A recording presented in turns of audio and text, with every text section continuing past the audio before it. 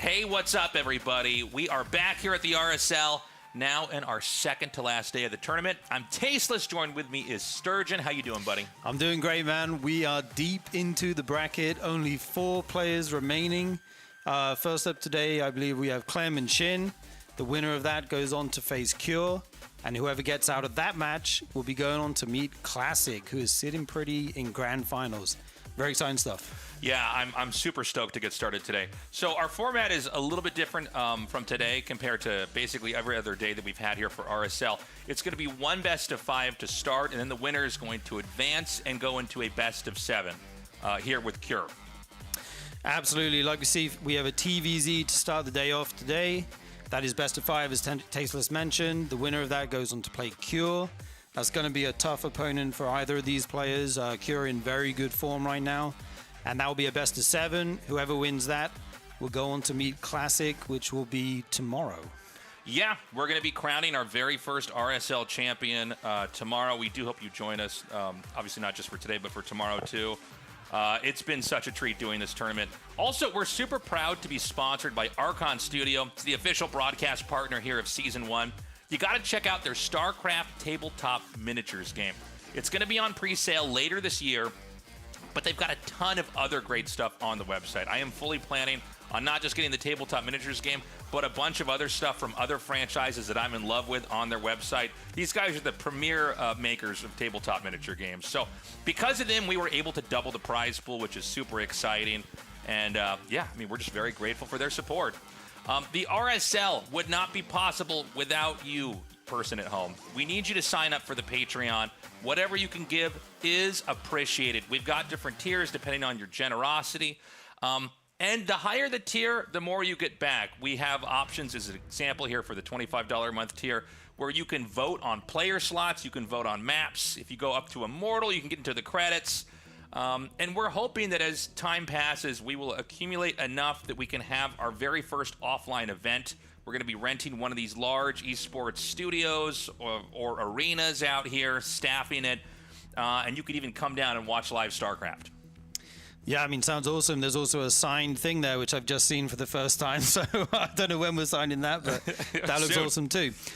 Also, you can head over to the YouTube at Revive SC2. Please check out the YouTube, guys. This is the best way to help the RSL grow, feed into that YouTube algorithm, and really spread the word.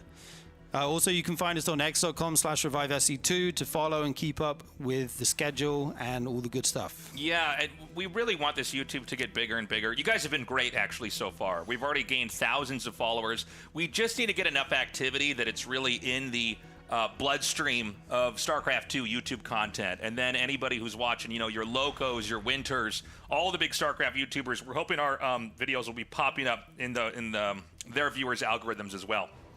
Anyways, our best of 5 has now started. Clem here in the bottom left and SHIN in the top right. Yeah, these guys did play previously at the Dallas DreamHack this year. And I believe SHIN was able to win that series using a lot of the kind of new style of Roach, Ravager, Infestor, Ultra, since the Banes got nerfed a while back. That seems to be the go-to for Zergs these days. And we'll have to see if SHIN wants to do that. Opening here, pretty standard, just an Overlord. Sometimes he goes hatch before the Overlord, but he hasn't done that this game. He did do that the last time we played, but a little bit of a difference here. So we don't have, you know, we're probably not going to have a lot of action here in this early TVZ here. It feels like a lot of these games have been basically the Terran Teching paired with a command center, a lot of times a third command center, into 8 racks. Absolutely, the 8 racks build is super strong these days. I think we saw Cure put that to good use in his games. Clem, while he can play 8 racks, he can also play a lot of stuff. I remember we had dinner the other day, and Clem was talking about how good the Cyclone builds are these days, making it happen. So I wouldn't be surprised if we saw that or standard TVZ. I think he can really pull out a ton of different aggressive styles. And he can also play, you know, 3cc macros, so I'm curious to see what he'll go for here. Right now we do have this CC going down on the low ground. Zerg has gone for the hatch pool, and we do have a gas as well there, so very normal beginning here. The Reaper will pop out in a moment across the map just to check what's going on. Getting that SCV scout early is nice as well. You can check if these Zerg's taking their third base quick or if they're doing anything funky. But right now it's looking pretty normal. Yeah, everything is looking pretty standard. Now, SHIN actually, he's done a couple crazy aggro builds. I've honestly found his play maybe the most interesting of this RSL and what he's been willing to do and try to bust out here. We've got the first Reaper coming up here, and so far the control is basically perfect. You just need to trade out damage on each of these Zerglings. Looks like he's going to get 1 kill over there. The Reaper now low enough, he'll have to retreat. And you want to basically keep this Reaper here denying the third hatchery at one of the basically the only 2 locations you can send it to. It looks like the drone is going to slip by, and he's going to basically play this zoning game. Now, I think that's enough damage. Yeah, he can't deny the drone from going up there and throwing the hatch down.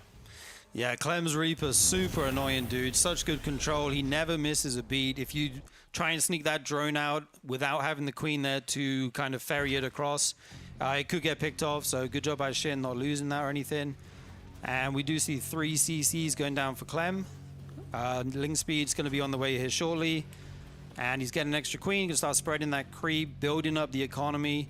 This Reaper still just poking around, seeing if he can pick off a creep tumor here or there. That's always super annoying for the Zerg to have their creep stifled in the early game. And we do see some Hellions on the way as well. Yeah, so pretty slow start here as time passes. We've got the stim starting. Certainly we're not going to have Clem make any moves on the map until that stim is finally going to be done. So we're really going in the direction of a macro game here, which means once we get into the mid game and things really pick up, it's going to be action-packed the whole time. So we can go big picture for a second here. This map is huge. This is a map that's very different from some of the other maps. You know, when you have congested maps, the pushes are pivotal in that they can end the game if they're effective right away. On a map like this, it feels like maybe, yeah, the fourth base, as it usually is going to be the target. They're going to try to come in there and hit and punish, but it's a bit of a strain on the Terran. If Zerg's going to play the defending game and basically try to just keep growing and extend the game out, the Terran's going to have a tough time.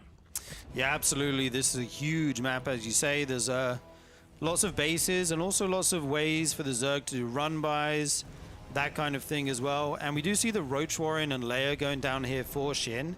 So I'm expecting this to be that kind of Roach Ravager style, adding in 3 or 4, maybe 5 Infestors, and then probably going up quickly to Hive to get the Ultralisks. The game they played at DreamHack, Shin was able to do a Roach Ravager Infestor Ultra timing. I think he hit with like 5 Ultras as he maxed out, and he was able to end the game after like 13 minutes. It was a super sick timing. We'll have to see if he wants to go for something like that in this game. We do have the Armory going down as well, so Hellbats will be available. And Combat Shields is fired up as well here. Yeah, the 2 medevacs about to pop now. We got the 3rd command center landed. Right now, Shin's creep paving has been really good.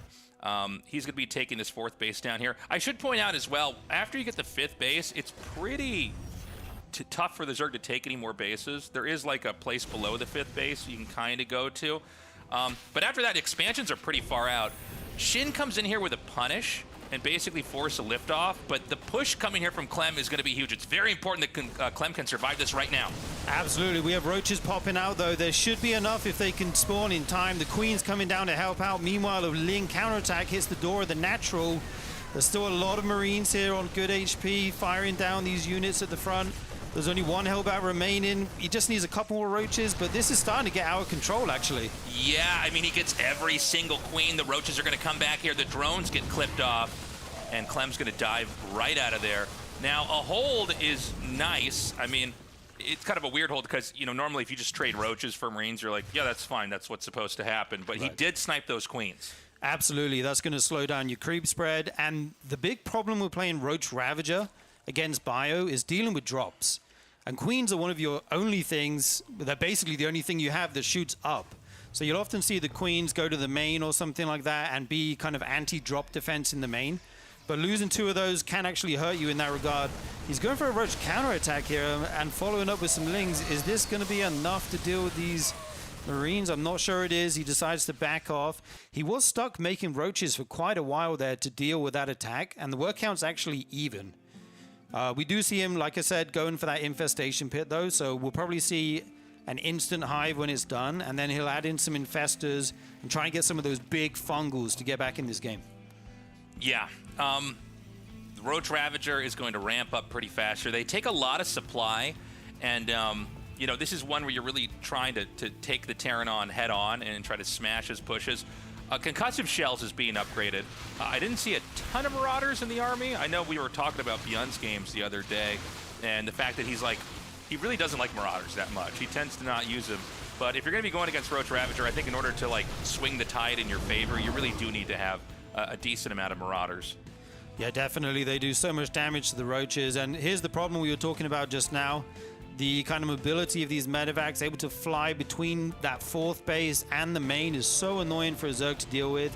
When you don't have those Hydralisks, you don't have Mutalisks, you just have Roach Ravager on the ground. I like the Spore Crawler that he put in the main. That's going to be a deterrent. And then he also left a bunch of Lings up there. So Clem decides, okay, you know what? You're prepared. I'm just going to back off. I'm going to go to the middle of the map, try and get some creep spread denied maybe. We'll have to see. Dude, Clem's so good at targeting down these. He just targets down one roach and then picks up and leaves. Like, yeah, thanks for the one roach. It's an interesting play because I don't feel like a lot of Terrans are doing that. A lot of times you kind of stim A, click in, and you hope for the good pairings. But yeah, he'll trade one Marine for a roach. I mean, I guess that is value at the end of the day. So for now, Clem's continuing to roam the map. The creep, by the way, I want to emphasize again, Shin's been very good at pushing it out. So it doesn't feel like there's going to be an easy base to push. He just has to kind of push more creep towards that fifth base area. Clem isn't going to attack, I think, for a little bit. He's still accumulating. He wants to get that 2-2 upgrade. That's basically the big power spike where Terran switches from roaming. Oh, never mind, actually. He's going to move out right now. Okay. Yeah, here he goes. He does have 4 tanks. He has a couple mines. That's going to soak up a lot of those lings.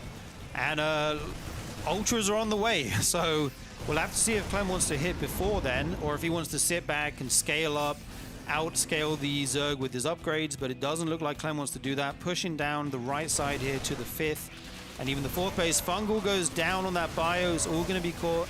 These tanks aren't sieged. It looks like Clem's not really ready for this engagement. Shin going to push in, but going up the ramp is always super risky. You don't know what's up there exactly. He doesn't have vision of that. So he does just back off, try and hold this high ground. We have Kindness playing going down, and 4 ultras on the way. Yeah, the ultras, when they hatch, they're going to give a lot more muscle to the Zerg army. Clem's going to try to set up. He scoots that tank just out of range of those Ravagers. Now the Marines and Marauders have to be further up, because if the Ravagers can push in, they can just gun down that tank. And right now the pressure's on. I mean, the 4th base is being hit. Clem's splitting is really good. This is kind of an awkward position here because the hatchery and the lower part of this high ground kind of create their own bottleneck here. And so the Roaches and Ravagers are kind of stuck on top of each other trying to get access to this position. The first Ultra allows him to rush in, and this should be enough to wipe this position out. But the targeting from Clem is actually pretty insane. He's targeting down the Ultralisks really nicely. And when the Ultralisks go, there's just not that much left for Zerg. Absolutely. You build up the whole game to get to this point where you get out these 4 or 5 ultras and you try and hit some kind of timing, but Clem's just pushed just before and got in a perfect position. Oh my god, huge fungal goes down on the bio though. Is this going to be enough to save Shin in this game? Clem is pushing in. The mines will go off on these lings here. Okay, not too bad. Another tank pushing up on the ramp's going to siege up here, but it looks like Shin might be able to just defend this location for now. And Clem isn't reinforcing heavily, but he's going to go for the Ultralisk Cavern. If he snipes this, that takes that late game tech off the board. He transfuses, but it still goes down. Big pick off for Clem. Beautifully done. Having Ultras no longer in the game is going to be big. Now, there's 2 more making. I saw at least 2 more on screen. Clem on 4 bases. Shin trying to get up to 5. I don't think this hatchery is going to get denied. There's definitely enough over here to deal with that. But I'm worried for Shin here. It feels like he's been a little bit squished this game. Like he's having a hard time growing. We talked about this earlier in the cast, but after the 5th base, it's pretty hard to kind of get bigger on the map, right?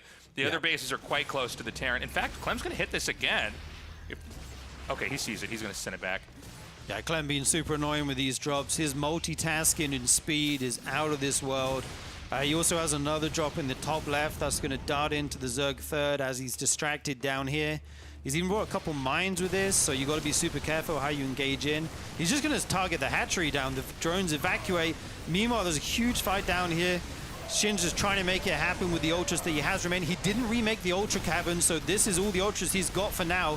He's pushing in. The target firing is beautiful from Clem. Focusing those ultras, but the Banes roll in, so he has to switch to splitting his army. Doing an amazing job so far, but this is still a lot of Zerg. Clem still has that Terran army on the opposite side of the map. He's trying to come home now, and the liberation zones will set up and send Shin home for now. Ultimately, that didn't really get that much done. He's going to wind up for another attack here with the Banelings. The splitting is pretty... Actually, I guess the Banelings are going to connect and actually do some serious damage, but behind this, it seems like Clem is still so big. He's still got so much momentum. This army's going to thin out, but as we're saying this, Clem is taking his 5th base, so it's kind of a weird situation. You see the Zerg winning the fights, but not accomplishing anything as the fights are won. It's like the Zerg barely has to back off. So Terran basically keeps all their SCVs. They keep taking bases, and I feel like, momentum's going to just build here from Clem. Oh, absolutely, there it is, GG. yeah, He taps out. Down a base, no more ultras on the way. He didn't remake the cavern for a while. And Clem had 3-3 on the way as well. That Marine Marauder buyable just scaling like crazy. The Widow Mine's getting big value. Clem played that excellently. Yeah, I mean, it was impressive. I like the early game targeting of the roaches that you were pointing out, Sturgeon, and even like the late game targeting, always kiting, but then hitting the Ultralisks. Yeah. And once the Ultralisk is gone, you're a lot weaker, you know. Right, yeah. The focus fire on the individual roaches was insane. I think Clem really showcased his micro and his multitasking as well. While that big fight was going down, he still managed to stim in the fireball he had in the top left. And I think taking the Zerg down to 4 bases was kind of the nail in the coffin in that game. Because as a Terran, if you're up a base on the Zerg, you're doing something very right. Yeah. No, it's never an even game if at TVZ you're even on bases. Like the Zerg is always supposed to be ahead. It was all the way back into the first year of StarCraft 1. It became apparent very quickly. Like the way the game actually works is Zerg, just like the lore, is always supposed to be kind of Zergy and swarmy and growing on the map. So we're going to go into game number 2 right now. Clem with a 1-0 lead here versus SHIN. Although SHIN putting up a great fight, I think he's got a real shot at taking this. But it does seem like the fundamentals for Clem are just a little bit better here. Yeah, he's insane. I mean, I think SHIN is definitely capable of making a comeback in this series. Like I said, he did beat him earlier this year. And I feel like SHIN's one of the kind of, not pioneers, but one of the guys who's playing this Roach Ravager Infestor Ultra style at the highest level. We've seen players like Serral, fall to Clem last year playing Roach Ravager and stuff, but SHIN is one of these guys who's really making it work. He was able to take out Bjorn with it earlier in the lower bracket, I believe. So yeah, I really like kind of the style he's playing. I think it's good right now.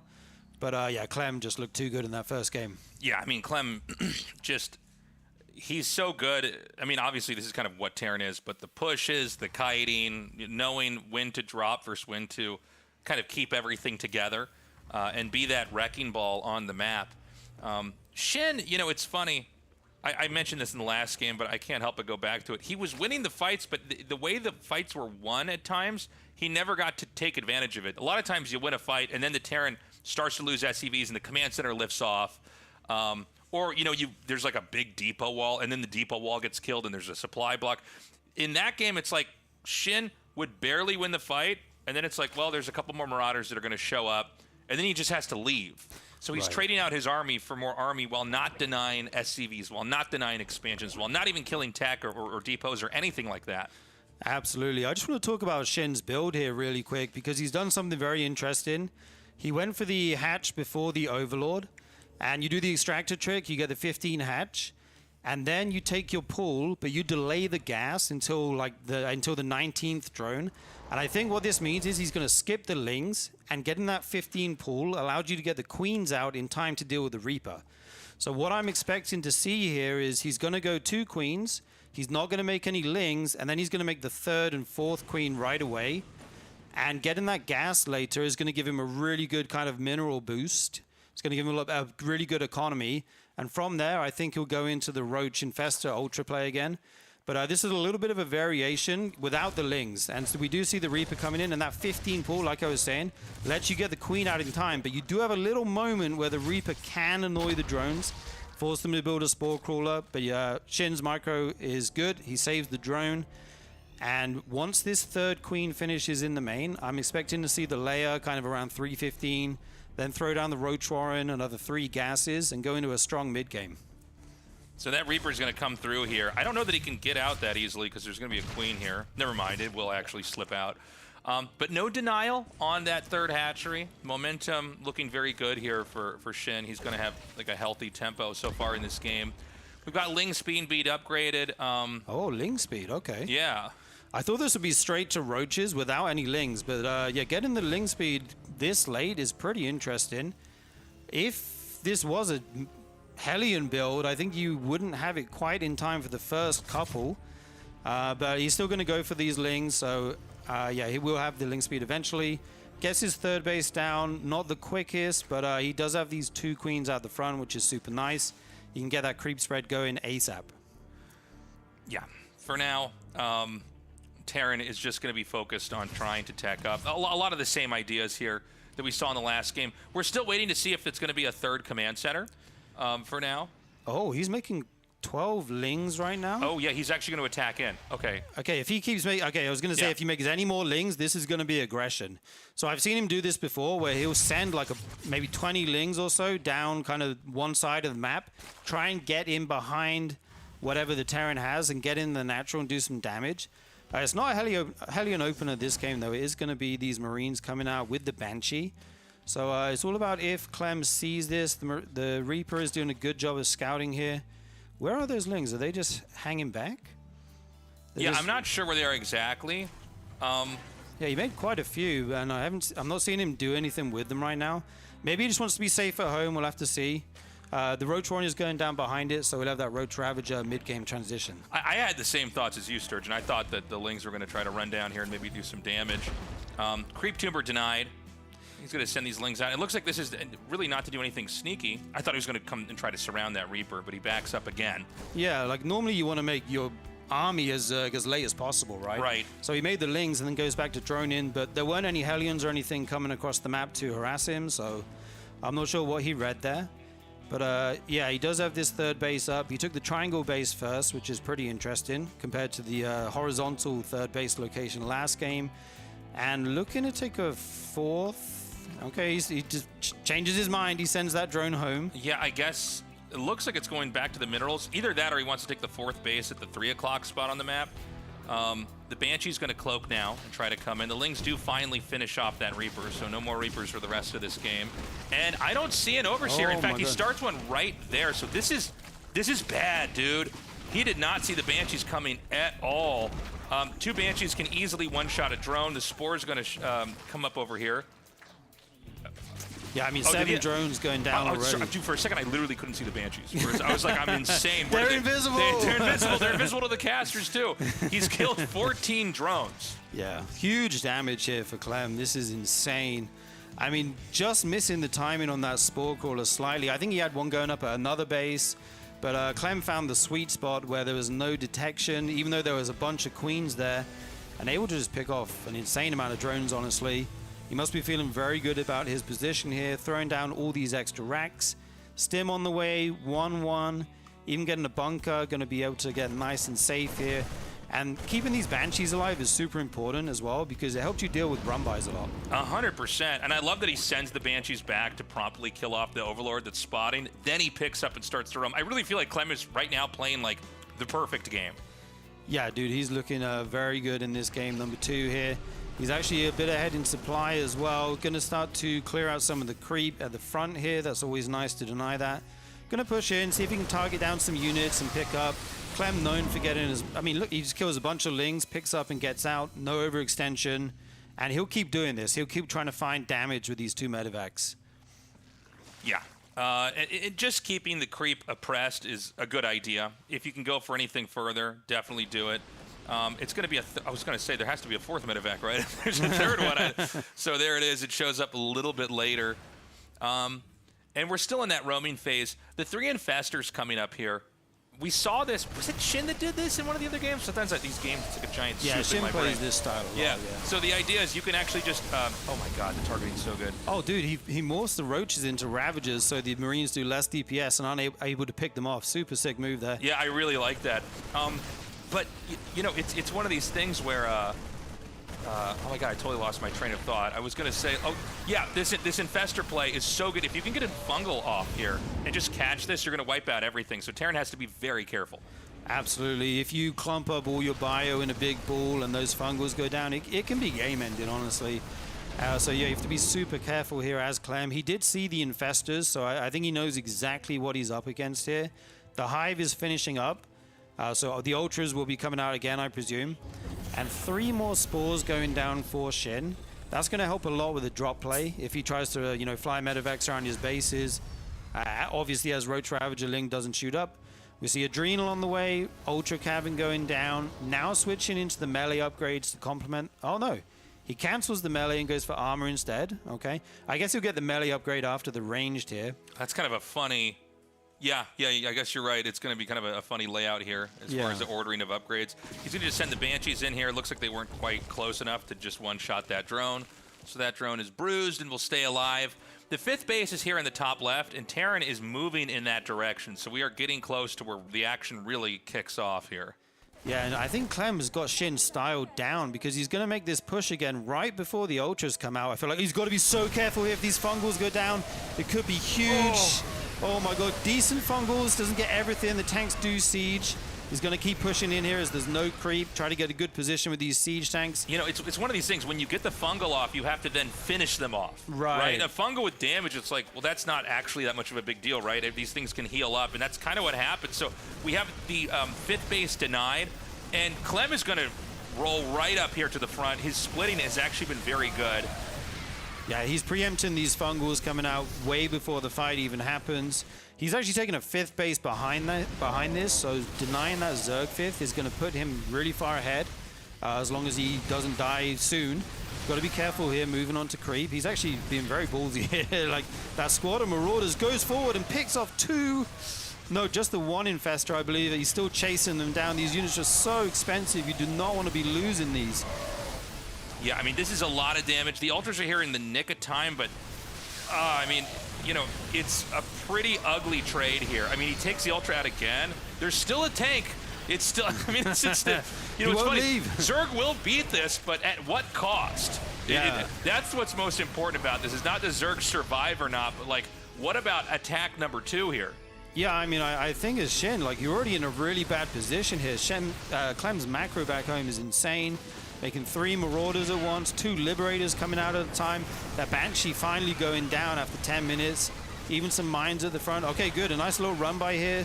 But it looks like Clem has enough at home. The Marines are stemming in here, trying to pick off what they can. Good focus fire on that Ultralisk. And the next one. Oh, Clem's target firing is so good here, dude. Okay, he might just get the killing blow off here. There's just not enough of anything. The Queen's the final defense here. Never a good sign. And that's going to be a GG. Clem taking game 2, potentially bringing us to a 3-0 here. Just, I'm kind of getting that vibe right now. I'm getting that. That's what it feels like. That feel. Yeah, I'm looking at this play style and I'm like, oh my god, he's so good. I don't know if there's anything Shin can do to stop this right now. Yeah, sometimes Clem shows up, and you know, players have a wide range of form that they can play in, right? And when you've got someone like Clem, when he shows up and shows his best play, which I think is what we're looking at here today, he's near unstoppable. Yeah, I mean, he looks really, really perfect, honestly. I'm kind of going back to the Esports World Cup last year and watching how well he played, and I'm like, you know, there's no critiques I have, that's for sure. Yeah, Shin, he tried. He just wasn't able to trade that effectively. Guys, if you haven't gotten any of our merch yet, you're just out of style. That's what's going on. That whatever silly stuff you're wearing right now, cut it out, guys. Get a hoodie, get a mug, get a t-shirt. Imagine having your morning coffee while watching RSL. Dude. Or imagine it's late night and you're having some whiskey in the RSL mug. Ooh, whiskey in the mug? In the mug, yeah. In the mug? Hey, man. You know, no, there's no rules about this. An RSL mug of all mugs, man. Just consider it, guys. You get 20% off if you're a Patreon supporter. We've got a bunch of other great stuff on there, too. And I think we're going to be going to a break here, guys. Short little break, and when we come back, we're going to continue on with this best of 5.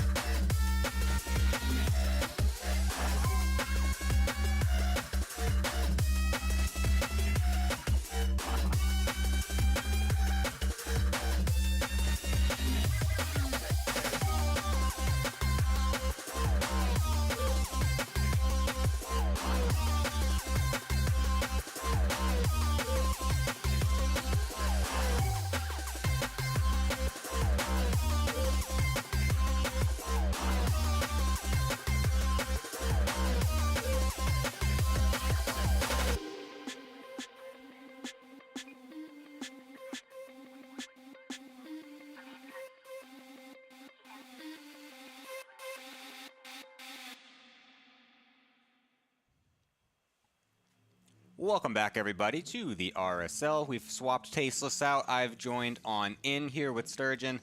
So I'm ready to do some more awesome casting for this excellent series. And also, by the way, we have a giveaway for some RSL merch going on in the chat right now. So if you're watching live in Twitch chat, you can do !enter, E-N-T-E-R, and you can potentially win some of those super cool things that we were showing just before. Dude, I want to do that. I'm going to get my phone out when the game starts. Wait a minute. Give me the free what shirt. Was it? Exclamation I mark, want the enter? pins. The panties? The pins. Oh. Dude. The pins, man. The P-I-N-S. P-I-N-S. Yes, get those pins. Get the panties. Whatever else is there. I don't know what's available. God. The bot will tell you guys how to do it. Definitely worth entering. I don't know what you want, man, but yeah, for sure. Yeah, go ahead, enter that. I'm not sure exactly how it's working, but apparently it is up, so we're gonna go ahead and try that out. So go get yourself some cool stuff. But we are going to be going into this SHIN versus Clem series. It's looking pretty good for Clem so far. I mean, he is just absolutely dumpstering so far in this series. And I'm going to be honest, I'm feeling like there's a 3-0 about to come upon us here. I think a 3-0 is on the cards for sure. Clem is playing too good, too fast, too everything. He's hitting these timings before the ultras come out really crisp. I think it's going to be tough for SHIN, but I think he's capable. So we'll see. I wonder if he switches anything up. I mean, a lot of the Zergs have been going for this fast Ultra Infestor style in the last, I don't know, this tournament, last tournament, and Dallas as well. So I feel like, I don't know if SHIN's going to try something different. I mean, obviously nowadays it's a bit hard to go for, the Ling Bane Muta style. I mean, the Ling Hydra Lurker stuff also has been kind of figured out a little bit. So yeah, we'll see if SHIN wants to switch anything up or if he just wants to maybe adjust a few things here and there to try and make this work. But Clem is looking excellent. Absolutely. I like that you brought up the Lurkers. I think that style is kind of interesting. SHIN does really seem to favor the Infestor Ultra builds. I saw him play that basically every game the last time he played Clem. So I would be surprised if he deviates. But I think if you're going to, then this is the game to try it, right? You're already 2-0 down. You tried the Roach Infestor Ultra twice. The early game was okay. Like, the second game, to be fair, he did lose 14 drones. That was a bit of a train wreck. True. But game one, he didn't lose too much in the early game or anything, and it kind of fell flat. So I think if you want to mix it up, now's the time to try. Yeah, I'd be curious if he also tries for some kind of earlier aggression. I mean, he does every now and then mix that in. I remember even like a while ago when he was taking some games off of Clem, you'd see like some Nidus plays and stuff like that. So that's always on the cards as well. But it feels like it's very difficult to catch Clem off guard with some of this stuff. He's just so solid with so many of his different builds. He's just excellent reaction timings, just kind of knows when all these little things can happen. And so, like I said, it's just really hard to catch him off guard. So it could just end up biting SHIN in the butt, really, to try and go for something like that. Yeah, I think you're right. Clem's, I mean, he's one of the most solid top Terran players. It's pretty hard to catch him off guard, honestly. But when you're 2-0 down, it might be worth just throwing that in there, make him kind of play cautious in the next games if you're able to take a map, and then you can go from there. This game, he has opened gas before pool, so we're probably going to see the early Ling speed and get some Lings out here to deal with this Reaper, and then we'll see what he actually wants to go for on ley lines. Yeah, good map. I love this map. Yeah, I like this map. It's a very solid map. I enjoy playing on this one. It's very straightforward. All the pros do love playing it, so yeah, we'll see if... you said it's probably going to be early Ling speed because we are still mining a lot of gas there as SHIN, so I'm curious if he's going to be like afterwards rushing into lair or anything like that. Because you see a lot of early layers nowadays with the Zerg openers, of course, trying to rush into the ultras as fast as possible after that as well. But it will be that Ling speed this time, like you said, to try and deny the Reaper and whatnot. And so far, that's going to be doing, it's going to be going pretty well. I'd be surprised if you lose anything. Yeah, you might lose that one Ling. Okay, one Ling does go down. That's a little bit annoying, but not the end of the world. SHIN will be just fine. We do see that third CC going down super fast, 243 back at home. The factory is finishing up here. And actually going to deny the drone. This is super annoying to have the third base delayed here as SHIN. Look at him dancing in and out. Doesn't want to take any queen hits. Okay, he does get it down finally. I wonder if Clem's also going to throw out one of those battle mech openers as well. He did it versus Raynor, and it was very successful, and I love the way he did it. Doesn't look like he's going to this time, going for the starport, but I did like how he did it, going for like a lot of Hellions before the Cyclone switch. Made it very difficult to kind of tell what was happening, and came out of weird timing there for Raynor, but looks like he'll just be staying with what he's been doing so far. Likely going to be going into some Cloak Banshees. He could also go into a Liberator. He also tried that versus Raynor as well to some pretty decent success, so we'll see what he wants to go for, but the options are there for Clem, and I feel like he's going to be confident and feeling good about whichever one he wants to choose. Yeah, absolutely. Clem's so good with all the different air units harassing. Well, like I said, we saw 14 drones go down last time, although that was kind of Shin being unprepared. If that does cut, okay, it is going to be a Banshee again. And is that a... Oh, okay, hang on a minute. Like he changes to the Liberator and the Interference. Is that a fake? Yes. A fake cloak? Yeah, he's faking it so hard because it did so much damage last game. So yeah, he's just going to make the Liberator. Like I said, he did that before as well, and he's just faking the Cloak with the Raven upgrade, as it obviously costs less than Cloak, so it messes your build up a little bit less. And so that information is noted by Shin. Will he overreact to it is the question. Will he be unprepared for the Liberator?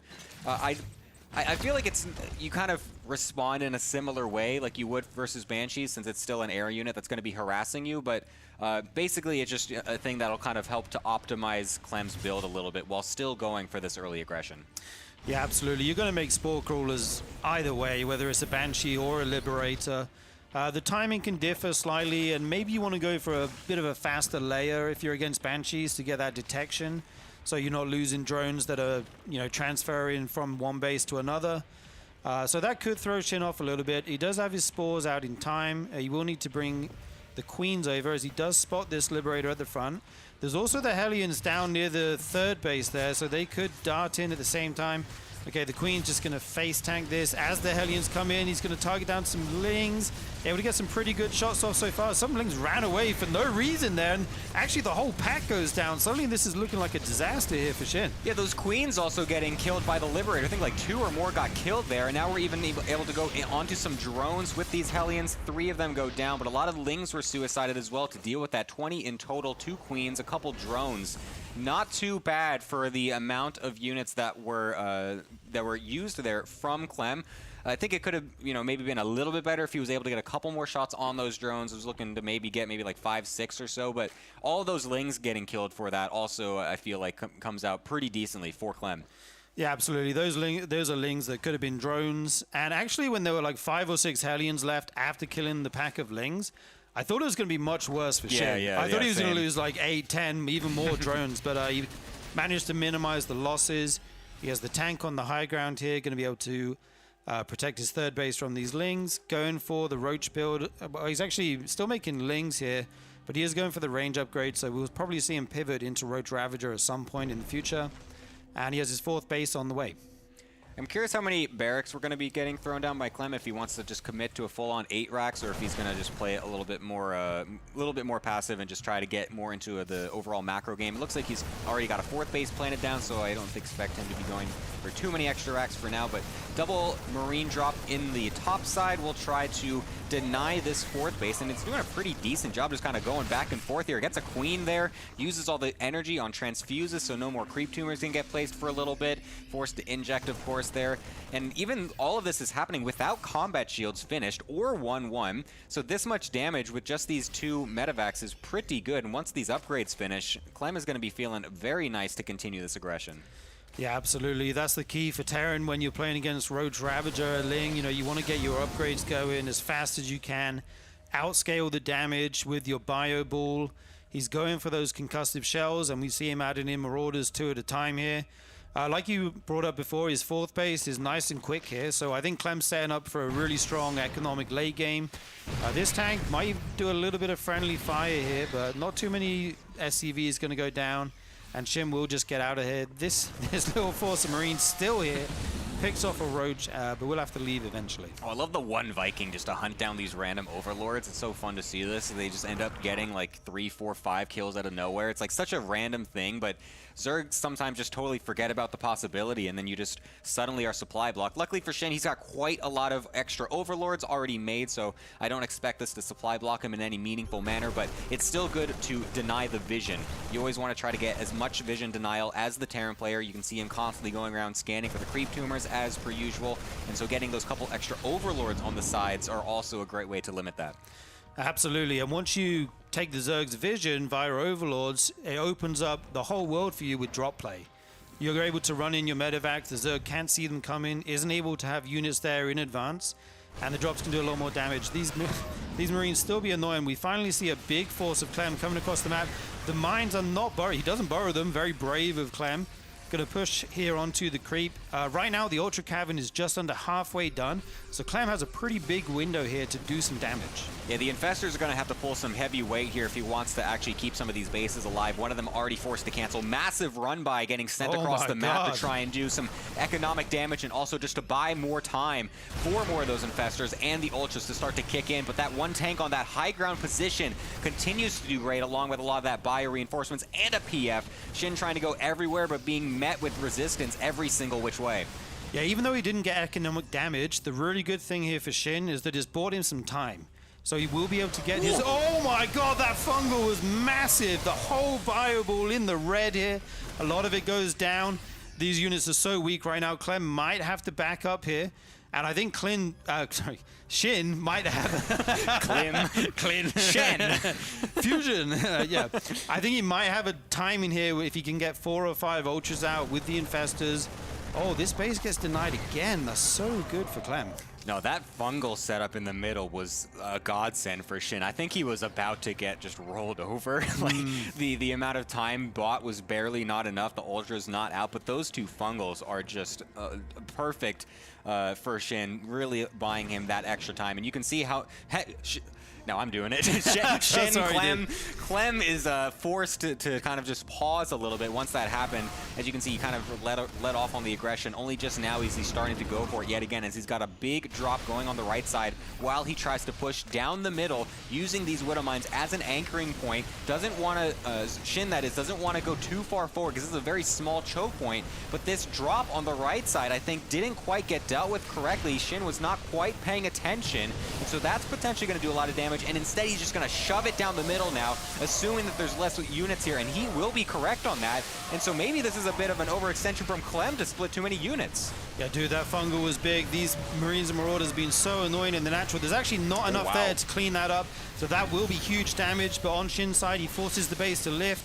He's killing SCVs. He's pushing in here. He does have a slight army supply advantage. I'm not sure if it's enough to end the game, especially, I think that was the last Ultra that's at the front here going down. Clem is hanging on here. Yeah, he's actually going to be able to defend against this. He was able to keep that command center alive, canceling the PF and lifting it, so that'll be good for now to retake as well.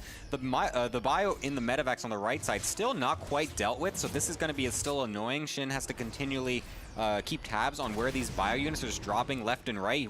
He wanted to get that Infestor. You saw that. Like, he moved a little bit. He's like, oh, can I get that? No, he's not going to try for it. He will keep those alive for now. Just runs down the middle as well to try and snipe this hatchery before Shin can react, and he will actually get it in time. The units were not quite in position. Is he able to get on home is the next question, and it looks like he will with the constant drops on the right side, still trying to get this hatchery. It's so close. Clem's multitasking is insane as he's just trying to keep everything alive and every part of the map. Absolutely, that fight went really well for Clem as well. The mines got great hits on the Zerglings. He focused fire down some Ultras.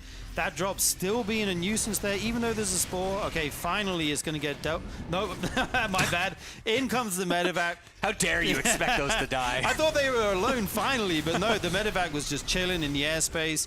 It does pick them up and get out of there. And Clem just targeting down these Ultras so well. He rarely hits Zerglings. His target firing is so good. And there's a big mine shot there in the middle. Shin needs a miracle here. He needs a big fungal or something to get him in this game, because right now Clem is running wild. That hatchery will stay alive. That's key. Keeps his economy online, maybe down on 5% HP. Oh, picks off the Infestor. And oh my god, look at these liberation zones as well. This is a lot of Terran here right now. He's pushing through with the Ultras. Corrosive Bile's trying to go down. I'm not sure where they even hit. And Shin's actually got a lot of army here, but the Bio is standing strong. I'm not sure if he has 3-3 yet. It must be close. Oh, just misses. It like went in between the two Liberators so there. Unlucky. He tried to split the damage a little bit to try and get off on both of the Liberators, but unfortunately missing all of them. So that means all of the Ravager Bios were wasted on them, not going onto the Bio. The Bio allowed to just run free with the rest of the Ravagers after the Ultras and Infestors died. Liberators doing a great job of killing, but also distracting SHIN in these engagements. And you can see the supply differential now really starting to hit here for Clem, as Liberators are even being sent off for harassment damage. And Clem, setting up this forward position, is going to be feeling very nice to use this as a leveraging point for the rest of his attacks as he tries to close out this game.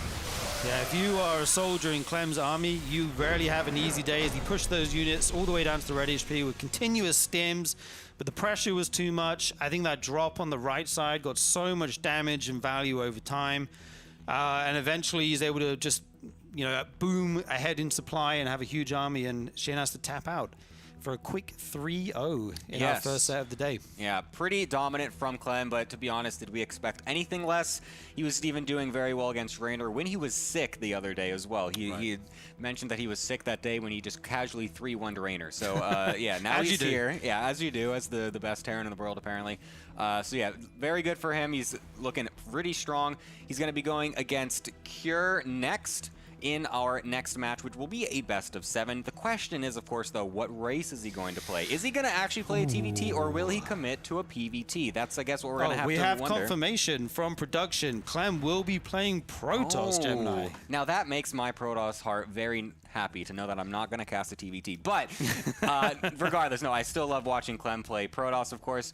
So it's going to be very interesting. I'm curious to see if he's actually going to be able to, you know, sweep Cure off of his feet there with a little switch up of the race. Yeah, do you think we'll be seeing some storms in these games, perhaps? I believe we're going to be seeing a lot of those. I would not be surprised whatsoever. So yeah, I believe we're going to be going to a break on this one as well. So we will be back in just a little bit to see that lower bracket final best of 7 between Cure and Clem.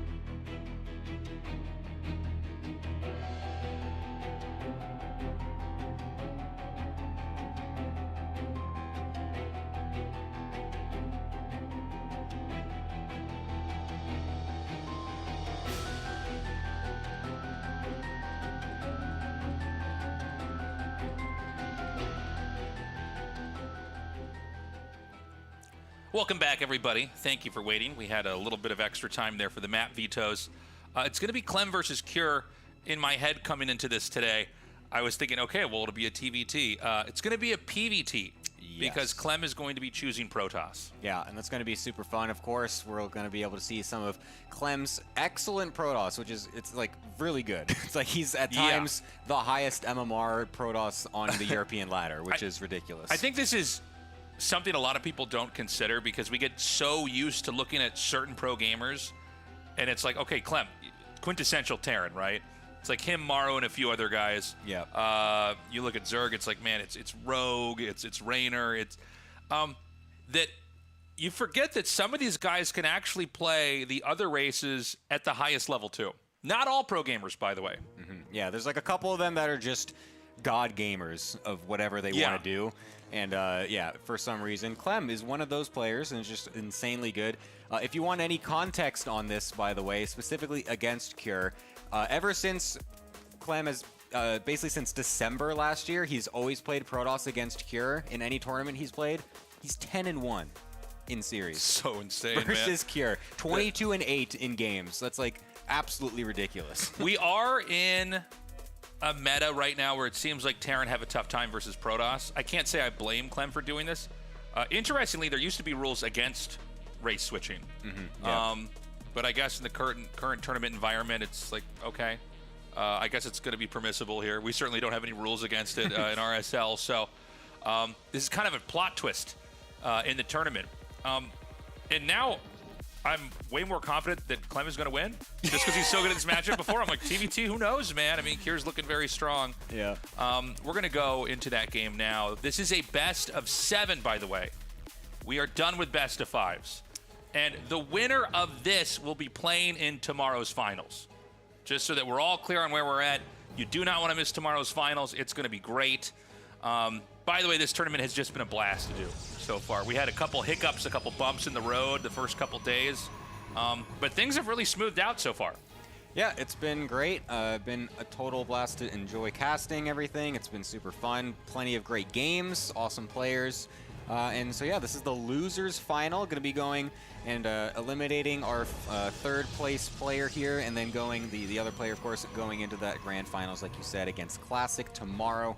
Will be awesome to see as well. So for now, we'll be doing this nice Clem versus Cure match. Again, Clem playing Protoss will be a little bit confusing for a second here as well, to remember that he is, in fact, playing Protoss and not a TVT, but regardless, I'm very curious to see what his style is going to be, as Cure actually looks like he might be doing an eBay block to start, where that's what this little SCV is going around, I'm imagining. Excuse me. Yeah, he's going to go for the eBay block and try to lock out a quick Nexus play. This is going to be, at least for now, uncontested. Meanwhile, the probe's going to be moving across the map, trying to harass the SCV that's making the barracks. Yeah, I'm curious to see what Clem's decision is to deal with this eBay block. He's only just going to scout it just now, so a little bit late, unfortunately. Looks like Cure actually didn't even try to let it finish very much. I like what he's doing, though, because a lot of times Protoss players will just go and take the third base after they see the eBay block, and so he's going and trying to deny that, but Clem's just like, nah, whatever, I'm just going to go to the other third base, and Cure didn't quite expect that, unfortunately, so that will actually go down over there. I think this is still going to be okay. I think Cure will look at this and be like, okay, that's still kind of okay, because like the third position is weird to take as a natural. I'm usually kind of as my own player against doing this because it makes it so uncomfortable to play against certain aggressive builds. But I mean, the pro players are just so good at this. They have their perfect responses mapped out and everything. So I want to see what Clem wants to do with his natural now being forced so far away. So the command center's been thrown down here, and yeah, we'll see how much of a factor this is going to be. I totally agree. I think it's really uncomfortable to play with the Nexus far out like this. I'm like, is this what Zergs go through all the time? Yeah. Zerg players are listening to me, maybe like, first time, huh? Yeah, no, it's definitely an uncomfortable game. So we've got the Adept coming across the map now. This is going to be a situation where the SCV can actually get assassinated while making the command center, which will slow down everything. So he sees the Hellion, he decides to back up, and the Hellion can basically like zone this thing out. It's super annoying to try to fight with the Adept. Yeah, and this is the thing that's a bit awkward to deal with when you're going for this further third base instead of trying to just kill the eBay and taking it at your natural. The fast Hellion plays can be very difficult, and a lot of times in the past what Protoss used to do against this is they would go for a fast Stargate for Phoenix or Oracle, which is the best way to deal with early Hellion harassment usually. But nowadays, of course, with the early Sentry plays and whatnot, Protoss players seem still pretty comfortable just to go for that and then into Twilight for Blink like they normally would. So we've got a battery set up here, a couple of units also on the defensive for Clem already. We'll see if this is enough to deal with these 4 Hellions as the probe pull is here. First 2 Hellions, or first 2 probes getting killed off, and the split, unfortunately, is not there at all. So an excellent shot with those Hellions leading to 7 probe kills, and only 1 of the Hellions actually getting killed. That's an excellent trade for Cure. I mean, that's crazy. We saw him chuck the first 2 probes into the Hellions to try to buy time. Yeah, but he like immediately targeted it down, didn't lose any momentum. And you know, we were talking about this probably being a very Clem favored matchup, but right now in this game, Cure is looking very, very strong. Yeah, that was a great play, and exactly what I was talking about, how awkward it is since you have such a big open area in front of you instead of just that little choke point that you can even wall off versus these early Hellion builds. It makes it much more difficult to deny the Hellions from just diving in. Thankfully, some of these Hellions were pretty low HP, so we were able to kill one of them, and even a probe getting an assist kill over there as well. We'll be able to kill one of the Hellions and deny any further probe damage. So those will get killed off. Don't kill your own Yeah, Twilight I saw him Council attacking there, his Clem. Twilight Council. That was weird. Even the pros make mistakes. Nice. I'm not the only one. So this is going to be a 2-base push. I mean, this all makes sense. We were talking about how awkward it is to try to play when your second base is where your third base normally is because your natural expansion was denied. And I mean, you know, 2-base timing attacks with Terran versus Protoss, usually not that easy to pull off, but he did kill a lot of probes. So what Clem's going to do is he's going to move out on the map, and he basically wants to try to deny this as it moves out. Because if you can force Terran to siege over and over, or not, well, sorry, actually what I mean to say is you force him to siege and then unsiege and then siege again, that can usually buy you a lot of time. Yeah, it's pretty much crucial, and you need to be able to do that if you want to defend some of these tank pushes. It's a nice little dancing game. Basically, you have to play with the other player of when you siege and unsiege, when do you poke in and try to deal some damage and then blink back and whatnot. So far, Clem has done pretty decently. Picked off a couple Marines for free for the most part and blinked away. Going into charge as well and getting his third base set up, going straight into a robo. We'll see if he decides to go straight into the Templar Archives for the quick storm like we've been seeing Classic do so much, or if he's just going to favor going for more gateways and Colossus as the attempted tech here. But for now, we're just going to continue to lurk around with those Stalkers. You want to try to get as much map vision and control as possible. He's even splitting off some Stalkers to deny, or just to see if there's any drops getting snuck around, because that's always something that can catch you off guard if you're keeping all of your Stalkers together. So he's making sure he's getting all of the bases covered here as Clem. Yeah. Cure is still sitting back. He's still powering up. I actually kind of imagined this would be like a quicker timing, but I guess not. He's going to really gear up for a pretty powerful later attack here. Zealot Charge is going to come into play. Now, when you do these later 2-base timing pushes, counterattacks, or like if you fly a War Prism in their main, that can like really mess things up. Because, you know, the longer the big 2-base timing attack takes, the more time Protoss had to basically accumulate income, right, and get upgrades and get infrastructure. Now, I don't know if we're going to have something like that, but I think it's worth pointing out. Yeah, the double medevac drop luckily was scouted by Hallucination, so that was perfect timing from Clem to see that he didn't actually have a Stalker in position. So if the Hallucination missed it, he could have been caught pretty off guard by this double drop, but instead sees it and will again be able to kite it across the map, picking off any units that he can while doing so. And interestingly enough, back at home, he's not gone into any tech just yet. He's just sitting on the Robo and the Mass Gateway, and just going to be going Mass, Charge Lot, Blink, and a couple of Immortals to help defend against this tank push, which has found its way across the map. And so Charge Finish now will try to go in, and before this is sieged up, try to get as much damage as possible. Nice force fields on the ramp next to the tanks as well, forcing the lift up from those medevacs, and will kill off both of the tanks. One still is alive, but at pretty low HP. A decent first engagement for Clem, but there's still more to come. Yeah, he's going to continue to push in here. I mean, Protoss has a lot right now. The Zealots are going to come in. The Stalker's blinking in. They wipe the tank out.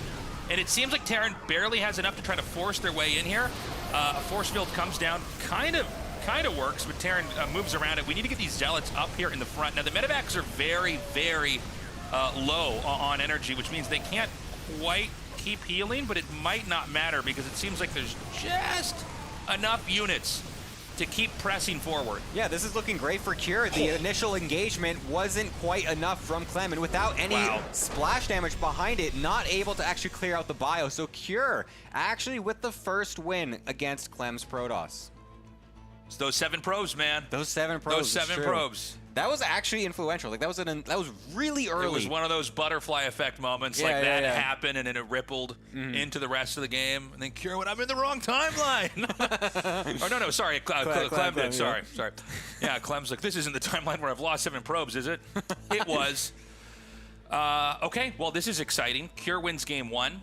It was off the back of worker kills, but he kind of set it up to be like that, right? He put the eBay down there at the start to force the Nexus to be in an obscure location, in this case at the 3rd base. I guess it's always going to be at the 3rd base, right? But, and because that area is more open and inherently harder to defend, 3 Hellions can get in, or no, was it 4 Hellions? 4, yeah, sorry, 4 Hellions get in there and wiped out every single worker. And, it's funny, sometimes you'll see, like, we cast so many PVZs for, like, the Oracle Zaps. Like 3 drones or 4 drones, and it's like, do I even mention this because this happens so often? That was a game where absolutely the end was caused by, the few tiny little things that happened early on. So very cool to see. We're going to go into game 2 now and see if Cure can keep the ball rolling or if that was a fluke and Clem is truly, with his Protoss, worthy of moving on to the finals. Yeah, I want to see maybe the similar thing from Cure, just again, because I want to see what Clem's response continues to be. I like to see how some of these top Protosses and even a Terran player that knows the ins and outs of Terran as well, playing as Protoss, how do they deal with these NG Bay blocks? How do they deal with, 2-Rex Marauder, stuff like that, these little early weird tricky plays? So I want to see something similar from Cure. It worked so well the first time, so maybe don't fix what's not broken yet, and so he might try to go that for again, but it doesn't look like he's actually sent an early SCB out, so won't be doing it this game, perhaps we'll do it the next, we'll see, but regardless, I'm just like so curious what Clem ends up going for, because that wasn't really, obviously he lost a lot of probes earlier on because of the Hellions or whatever, but not going into the fast storm like Classic has been going, just not even trying to go into Colossus either. Just didn't really seem to work out. He just didn't have the units necessary. He didn't have the burst DPS. Yeah. Even though he got a pretty cool and nice engagement on that ramp with the force fields and everything, but it just didn't really, he just didn't have enough. Do we know what is going to happen if Clem wins this? Does he go back to Terran? Against versus Classic? Yeah, definitely. I don't think he's going to play a PvP. What if he plays Protoss and then Classic's like, fine, well, I'm playing Zerg. It's like, this is the worst finals ever, guys. I'm playing random. Yeah, never forget the RSL where they both went off race and the game sucked. Yeah, I would expect him to play Terran there. I don't think he wants to play a PvP against Classic. It does kind of feel like we're in the era of Protoss domination, which I gotta say I'm kind of excited about. Protoss have been losing for a long time. Give us Despite our all the Zerg champions complaining about it, I'm like, well, don't you guys win everything? Like, they're like, no, but in my head, it's actually like this. I'm like, yeah, but why do these tournaments matter then? What about these laboratories we see called tournaments where we run these experiments to see who wins and with what? Oh, man, give Protoss their time to shine. Yeah, let's get our tournaments, finally, man. They're the alien race. They were supposed to be the strongest, exactly, okay? They have they have the best technology. We can literally annihilate planets like we're the Death Star or Didn't whatever. you see Independence Day and you see what these guys are capable of? Yeah, those were just a bunch of Colossi. Those are Protosses. That was the only alien movie where there was no Zerg. Yeah. It was humans versus Protoss. So, in this game, we have the Twilight Council coming down here. And, really all of the jabs that Clem got in early on, led up to that win with the push. But this is not a game where that should happen necessarily. Clem is getting to play the game he wants to play. He's expanding now. I don't know, by the way, if Clem's going to go for, like, super fast storm here, but that feels really, really strong when I cast it. Yeah, it is definitely very good. It is important to note now, though, that Clem did not go for an early sentry this time, so he's not going for that very common style that we've been seeing lately. He is going to go for the more standard 2 Adept Stalker opener that we saw years ago and just for so many years in a row, basically. Generally to try and just get some poking, harassment, or if you can deny a Marine or an SCV or something, but also get some amount of scanning damage, or scouting intel, sorry. Is still pretty good, but he won't have that super deep dive scouting information with the hallucination this time. And he's actually going for a very fast robo with this as well. I wonder if he actually might go for a 4-gate blink attack or even just 3-gate to go for something aggressive. Could be very nice. I've always been a fan of this build, by the way. Yeah. I think it's fun to watch. It's fun when you pull it off. It feels really good. But you know, it's one of these builds. Like the longer it's around, I feel like the better Terrans are going to be at stopping it. He did see the medevac with the adepts. Oh, the medevac actually also saw him, so he's going to come back here. Yeah, I think Cure didn't quite know what was actually walking across the map there. Maybe just saw it on the mini-map and just wanted to make sure that he tries to chase it down. Unfortunately for him, it was 2 Adepts, so they kind of just like phased past him a little bit. So he's forcing the drop all the way back home. But that will at least allow him to kill these Adepts. And if he didn't bring this back, that actually would have killed like the whole mineral line, I feel like. So that was a good decision from Cure to bring that back. But that does mean that Clem kind of gets a little bit of extra information on where that medevac was, doesn't have to deal with it. And I believe he's on, I think he's on only 3 gateways with this, not 4. I wasn't looking super closely as he's also trying to take this 3rd base over here, so it should be just 3. Still potential to do damage with a prism as well, so just because it's not an insane amount of gateways doesn't mean it's not threatening, but it will allow Clem to still transition at a relatively fast pace afterwards. This is a really different game that Clem's bringing here. I think I was very deterministic in my head about how this matchup was going to look as far as Clem kind of emulating what Classic's doing, since Classic is looking like the best Protoss in the tournament. But he's just, you know, playing a really a Protoss with a lot of range, so to speak. Yeah, for sure. The Banshee's going to come in here as well. No battery left. So, oh, and there's actually Cloak as well on it. So, unfortunately, there is an Observer that just spawned. So, he will be able to bring that back and actually kill the Banshee. But 5 probes getting killed off when you're going for an aggressive build like this is not really what you want as a Protoss player.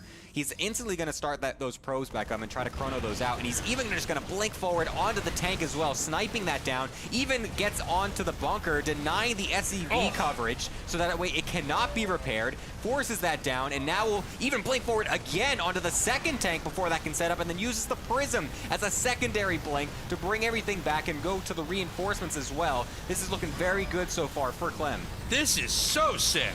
The way that he just body blocked when the SCVs were trying to repair, and he's just got enough stalkers out here. I think this can actually snowball. We need to at least get a tank. Oh, there's actually a tank over here on the far left.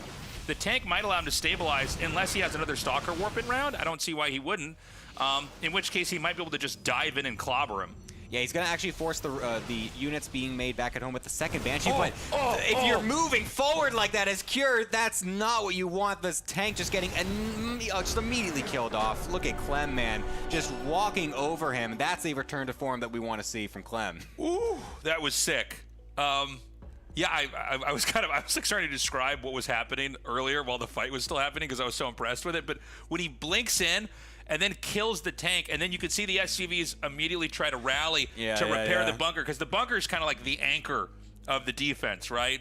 As long as you can get the bunker repaired, it never makes sense to stay there. But he moved the Stalkers in a way where they were like blocking physically the SCVs from getting the repair off on the bunker.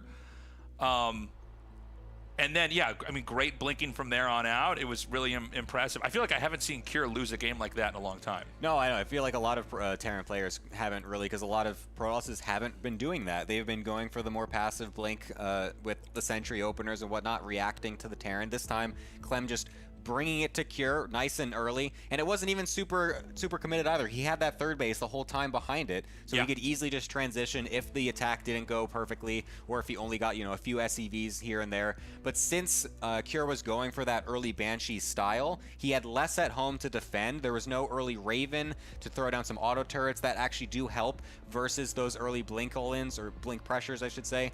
So since there was so much stuff on the map, it definitely allowed Clem to just go for the for the killing blow. Yeah. Guys, we got to talk. The people that haven't signed up for the Patreon yet, I'm not saying you need to be in jail forever, okay? But come on, man. What are you doing? Sign up, support our cause. I could have donated money to save the rainforest. I've got news for you. There are no StarCraft 2 tournaments in the rainforest. So join us, please. We've got different tiers. Help our cause. We're trying to make high-end, well-produced StarCraft content. We've got the best players in the world, but we also wanted to have something that felt like a show. You know, that we have music, we've got these graphics, we've got casters here in person. We've got this great set that we built, by the way. So consider signing up to the Patreon. We need your support. Anything is appreciated. Look how good this set looks, by the way. It looks beautiful, man. Looks amazing. This thing is so super sick. When we were getting it built, I didn't know how it was going to come out. But yeah, I mean, I've been very, very happy with it. I came in here the day before we started the show, and we wanted to see how we looked on camera. And I noticed the shirt I wore was too thin, and my nipples were kind of popping out. And I went, okay, good to know. I won't wear that. And then I thought, we just put nipples and all these little spikes over here, and now the shirt looks great. Anyways, we're going to go to a short little break. When we come back, we're going to go to game number 3 here in this best of 7.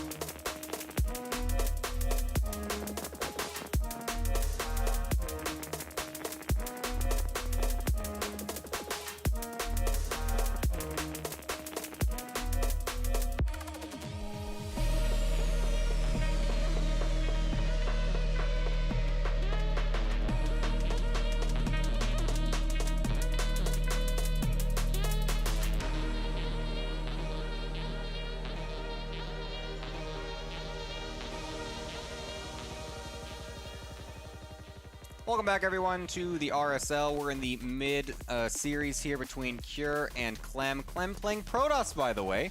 If you were not watching the initial 2 games, you just joined us. He is playing Protoss, and it's currently 1-1 between the two. We've got Sturgeon back here to join me again for some more of these excellent games. And last game, we just saw, honestly, a pretty dominant one from Clem, just coming in with some aggressive blink openers.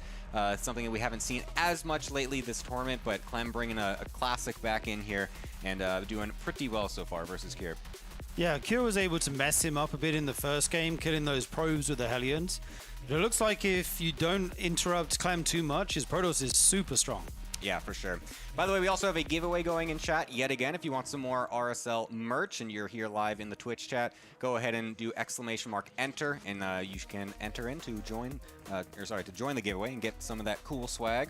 Some of the pins. Yeah, get your pins, get your shirts, get your mug, whatever it is. Yes, you can get your pins. Do whatever you want with those things, but yeah, hopefully you can win one of those. Would be super sick. But yeah, we're going to be going into this next game pretty shortly here, but yeah, I'm just still very curious to see how this ends up working out. Clem, of course, being more aggressive, like I mentioned the other game, so I feel like he's going to try and continue doing some of that. I mean, it worked so well. I think throwing in a couple of these different styles that aren't quite used as much lately compared to what Classic and Hero and some of these other Protoss players are doing, I think is a good strategy to do, just to mix it up a little bit. Because when you're coming in as a Terran player off racing, that gives you such an interesting advantage in the matchup because one, there's less study material from the other player, and also that just means that you have more opportunity to throw in things that maybe aren't the standard or what the other players may be used to. Absolutely, yeah. I like the eBay block in game number 1. Maybe it's something that Clem's not as used to as just the normal play, but he dealt with it okay, but then the probes went down. I'm curious if Cure's going to try and throw that in or something else that's kind of not standard to see if Clem can deal with it. I will have to see as the game develops. The third map is going to be Persephone, and in the bottom left we have Cure as the Terran, and in the top left we have Clem as the Protoss. It's very weird. It's really throwing my brain off. No, my brain doesn't want to say it. It's very strange. Yeah, no, I agree. It's weird when you're so used to casting a player as a certain race and you're just like, no, they're playing something different this time. You got to keep your head around that. It doesn't help that their names are kind of similar too. The Clem same team, same logo. Team, yeah, it's a little bit deceiving at times. But regardless, Clem will be yet again playing this Protoss for the series, and he's going to be going for one of those Reaper walls as well to make sure the Reapers can't do anything sneaky, getting in and scouting and whatnot. So that could also kind of come into play actually a little bit later if Clem wants to do something that kind of relies on the fact that the Terran can't quite scout you as easily. So that's also something that we might want to take note of. But it's going to be a 2-gas opener here for Cure, so might be trying to go for some more of that early Reaper Hellion stuff and whatnot. I don't believe, yeah, he doesn't have a SCV on the map, so no eBay block this time again. So we'll see, because Cure did try to go for a lot of this early Reaper Hellion 2-gas style versus Classic, I believe that was. And so he was able to, well, actually not really get that much damage done, to be honest with you, but this is generally what he prefers to do if he does go for the 2-gas style, so we'll see if this does well versus Clem. Yeah, absolutely. We see the factory going down now, and the Reaper is coming out. As you mentioned, that high ground where the Reaper can jump into the main base has been blocked. Do you think Clem looks at the Gemini blocking guides? I wasn't going to mention this, but yeah. I'll bring it up. Hey, man, maybe. Who knows? I don't know. I've had some players mention they look at my build order guides like way back that I didn't think they did. So I was like, oh, my God, that's like pretty sick. So, keystone of the community. That's what you are. Thank you very much. No, you make me blush. Oh, my God. But yeah, if you want, you can search those up. As you can see, it's going to block this Reaper from getting on up, and that will deny that initial scout and will force that thing to go around. And generally, you'll have your Adept or Stalker out in time to be able to kill off. Oh, whoa, this is sick. Oh, what is this probe doing here? And How it just did he not barely find it? Misses it. What is this little guy doing here?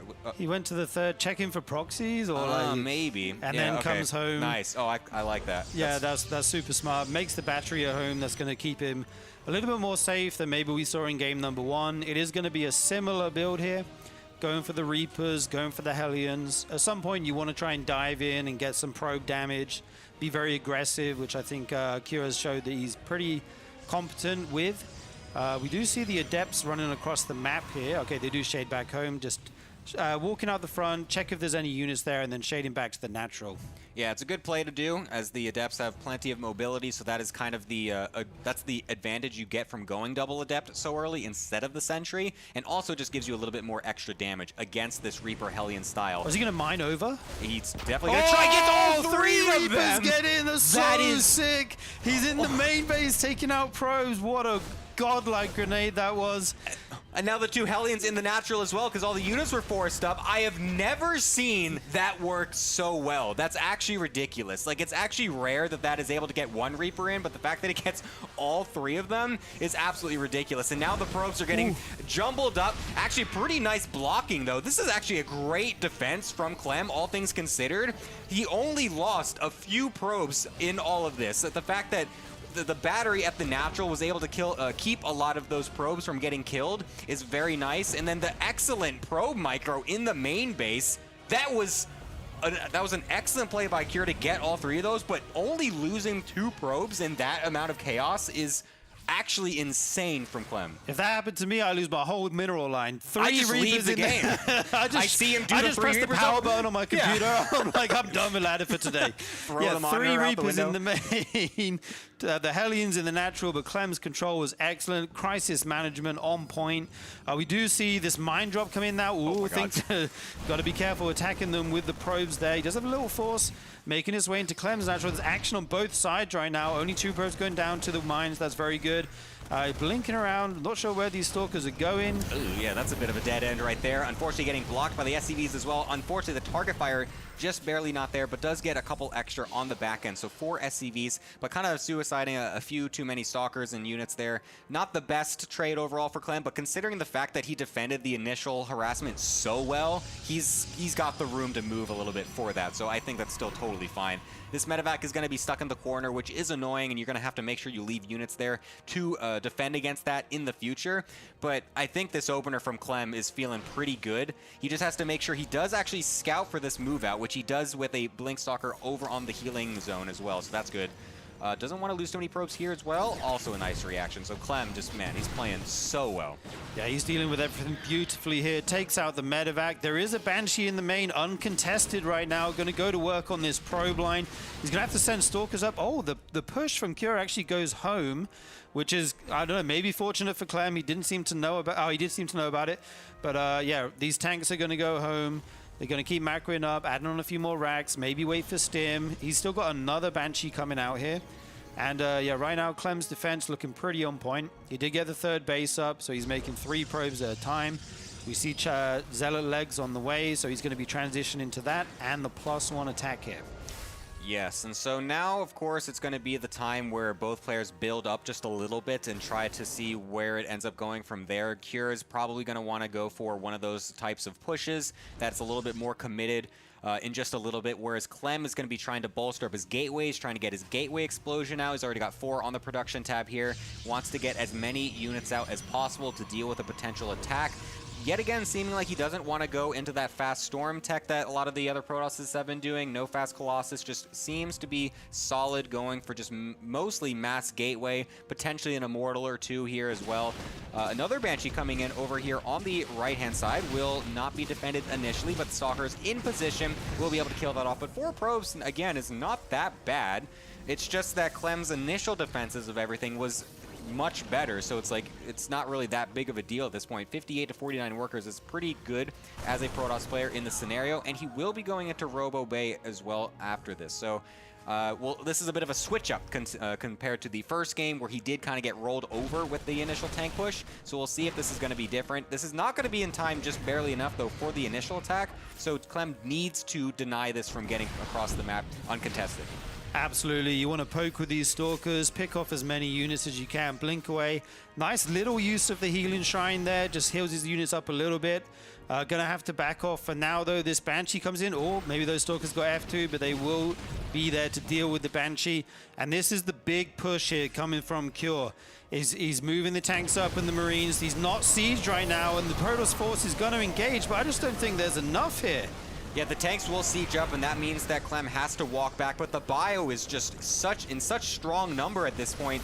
Just the few gateway units that Clem has is not actually able to deal with this. This is very similar to the first game in how these interactions went. Sure, you get a cool engagement at the beginning, slowing it down, but the units are just not here from Clem. He's desperately trying to get this Colossus out to be able to deal with this massive bio force, but it's just shredding all these gateway units. There's going to be nothing left by the time this Colossus comes out, if it even does, because you could just target this down as well. GG is called Cure with another strong tank push in Game 3. That push was so insanely strong there. Clem did everything he could to buy time with the Stalkers, threw down some force fields, but in the end, he just didn't have the numbers. And yeah, Cure had such a big army for that point in the game. Is very hard to deal with if you're not ready. A few things went wrong, like the shield battery of the third just wasn't ready in time for the Banshee. You can save a few probes with that.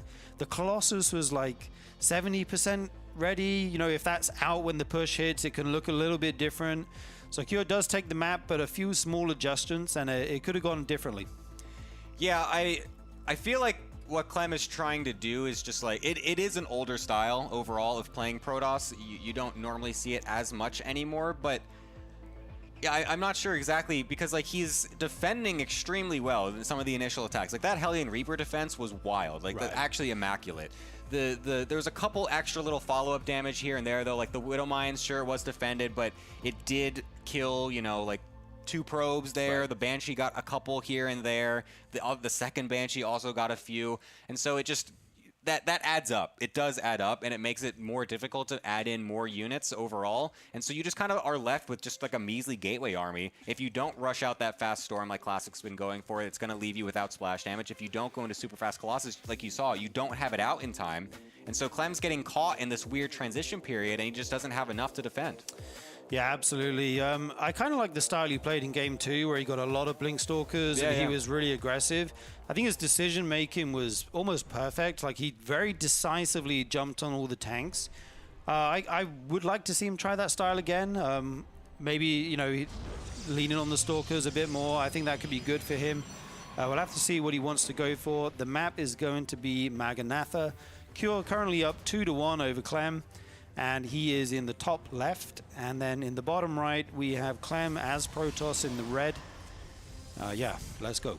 Yeah, I'm very excited to see if Clem wants to go more of that aggressive style. I think that just kind of suits him a little bit more. Give him the opportunity to take the tempo away and just kind of dictate the pace of the game. I think Clem, of course, someone who's very comfortable with dictating the pace, even as a Terran player, of course, having medevacs going all over the place, double drops all the time. He's very fast, very quick. He knows how to be able to multitask all over the map. And so going for those earlier aggressive plays with fast blink attacks, fast blink pressure, and then expanding afterwards, or even just going full on with like a 4-gate blink or something, I think just kind of suits his style a little bit more. Yeah. And obviously these 2 games where he's tried to play a little bit more passively just gives him the exact same result both times. So I would really not be surprised if he starts to lean a little bit more heavily into the early blink aggression. Yeah, me too. That's what we think of when we think of Clem as a player. You think of him being outside your base, you know, sniping units, jumping in and out and being aggressive. And Yeah, I would like to see that as well from him. We'll have to see. We do have the Reaper coming out now as the Cybercore goes down. Okay, it is going to be 2 gas and a factory here for Cure. Do you think we'll see the Banshees again? I feel like they did pretty well. They didn't do like insane amounts of damage, but I feel like they at least paid for themselves. They were annoying. They dragged Stalkers into the main, you know, keeping them out of the rest of the army. So I wouldn't mind seeing that one more time as well for Cure. Yeah, that's actually a good point, is because what those Banshees and the early medevac that didn't die, what those do is it keeps the Stalkers back. That's what's so frustrating about them. Sure, they might not actually get insane probe damage, but when you're playing the style that Clem was going for, with basically just gateway units and then kind of a slightly slower tech afterwards, you really can't afford that many Stalkers. You want to really just make a few of them, and then those are the ones that are out on the map and just kind of poking and then kiting the army as it's coming across. You don't really want them just sitting back in your main base. And so when you have those Banshees, when you have the medevac just staying alive for so long, you are forced to bring those back, and you have so little aggression or so little presence on the map, and so it makes it very difficult. And you can see it kind of just allows the Terran to just walk forward without you really getting any sort of pecking damage or forcing them to siege and unsiege and whatnot. So yeah, I generally agree with you. This time it is going to be looking like a Widowmine drop following the couple Reapers, and it was a Sentry opener again here from Clem, so we'll see if this ends up doing any damage. Yeah, absolutely. He does have that hallucination going across the map, so he may be able to see the mine drop coming in time. 1 Reaper already going down, and no probe kills just yet, I believe. The Sentry and Stalker are able to deal with that. He is going into Blink, as we talked about, and yeah, oh my god, just playing with these mines here. Like even Kieran's going doing this. Look at both of them. Oh my god, he's not letting this shoot. That's so funny. He's like, I'm not going to let you bring my SCV down to 5 HP. No, I'm not allowed to do that. Oh, doesn't matter that nothing's going to kill it in the next 10 minutes anyways. Exactly. The medevac is coming out here for Cure, so he's going to be able to load up those mines and take them across the map. This can be pretty frustrating to deal with as a Protoss player, I imagine. You want to detonate your it's kind of a weird thing where your best defense is to use your workers to detonate the mines, like to just let your workers die, right? Yeah. Obviously one at a time, not sending them in a bunch. The strategy is to suicide all of the probes. Drag all your mineral line and right-click the mine. I heard it works. Yes. Okay, the position of the Stalkers is beautiful here for Clem. He sees it nice and quick, gets a few shots off. Gonna have to drag the workers. There we go. And he's going to send out... Oh, what? Oh, he just let them go back and 4 go down to 1 mine. Oh, that's brutal. Thankfully, he will kill the medevac. It was very low HP on the entry, so that's very good. So getting all of the return damage of the medevac and the 3 mines is nice. But yeah, that 5 probe kill is not really what Clem wanted in that situation. He was very capable of just losing the 2 or even, if at most, 3 there for the different mines. So yeah, that's a bit unfortunate. 6 in total dying so far.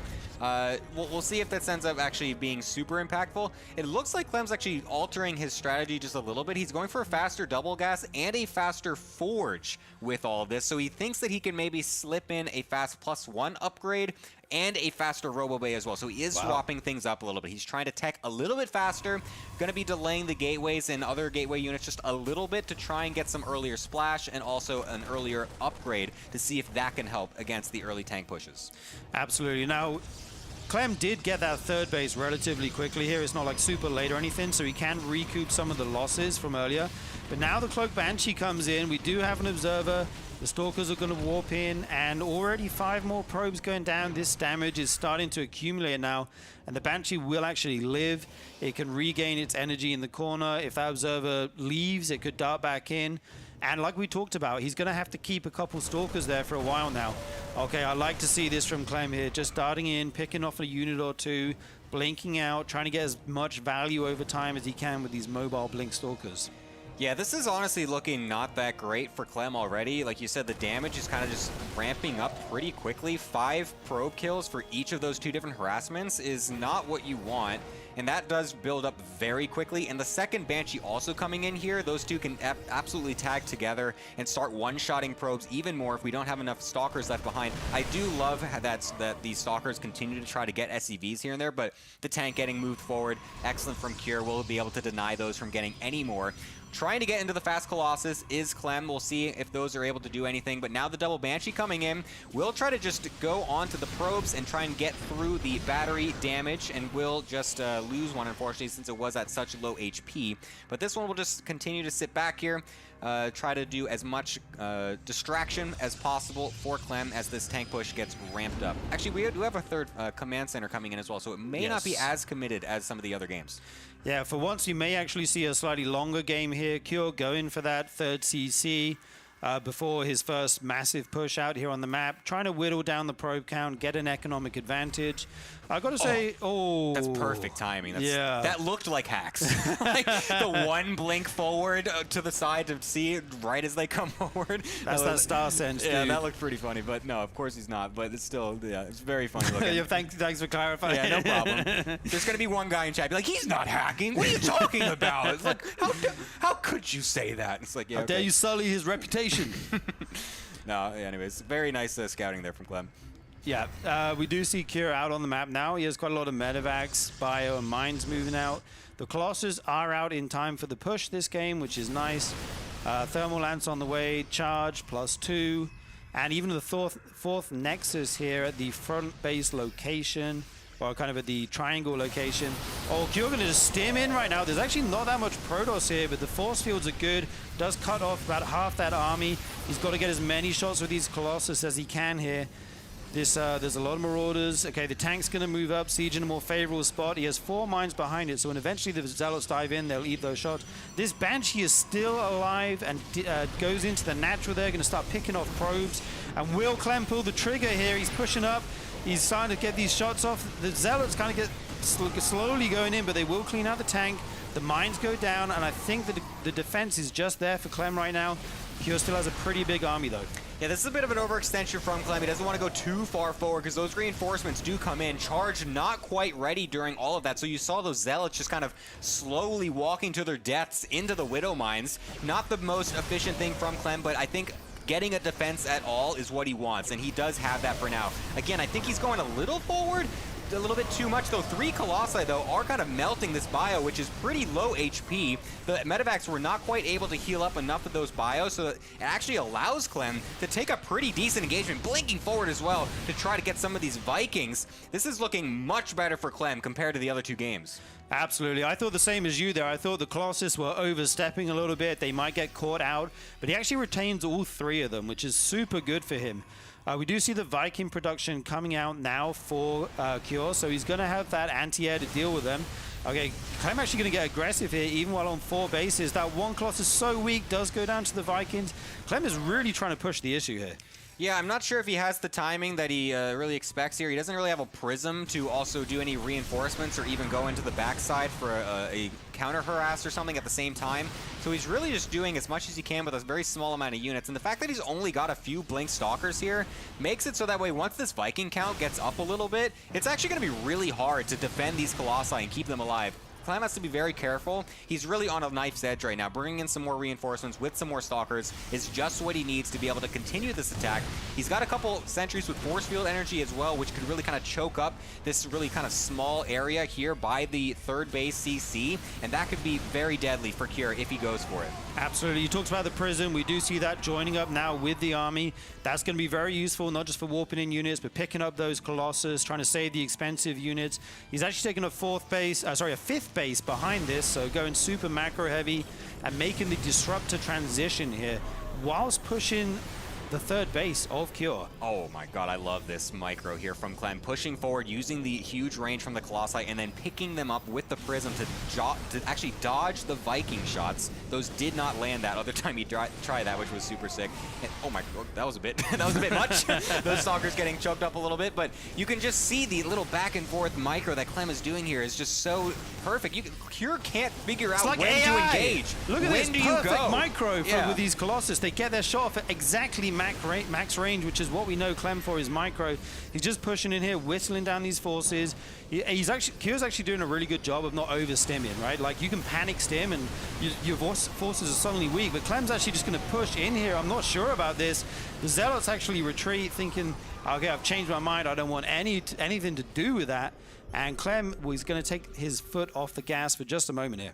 Yeah, that was a nice attempt. I think he was. I think he maybe just pulled the trigger a little too soon. I also think that what he really needed there, and he's trying to do like the cool micro with bringing the Colossi back and stuff, so he wasn't quite able to do it. I think a Prism in the main would have shattered Cure right there. It's so difficult to split up the army in that situation. You need to make sure your Vikings are all together as well to go against the Colossi. So if you bring those back to try and kill the Prism, that opens up a big opportunity for the Colossi to suddenly jump the bio. And I think that would have done really well. You can see now he's starting to do a little bit more of that. Bringing Zealots over to the 4th base is exactly what he needs. And now he can try to get on top of everything. And that also forces the bio into different locations to let the Disruptors start to continue to zone and also potentially get some really big shots. The Zealots are running wild here, hunting down these SCVs while the main force of Clem is at the front. 2 Disruptors going to be hard to dodge the shots. The Zealots charge in, but again, they change their mind and come out. These Disruptor shots are so annoying to deal with. Oh my god, so many Zealots being warped in here continuously on the left side of the map. Like you said, it's very difficult for the Terran to split their army in this situation and deal with the threat on both sides. He's continuing to push in here. The split is pretty good, but there's still so many Zealots there on the left as the Colossus and the Disruptors come in on the right. The CC goes down. Clem in an excellent position right here. Takes the supply lead. Could he be closing out this game soon? Yeah, this is exactly what he needed. You can see how Cure just kind of fumbles basically once these Zealot attacks start happening. I think that Clem came in with this at the perfect timing, especially when these Disruptors started coming in, because if you can get those 2 things happening at the same time, it allows them both to do so much damage. You don't need the Disruptors to get crazy shots. You don't need the Zealots to get insane SCV damage. They're going to get a little bit here and there. That will slowly bring you a victory over time. And you can see that Clem feels the confidence now as he tries to go for one big final attack to close this game out.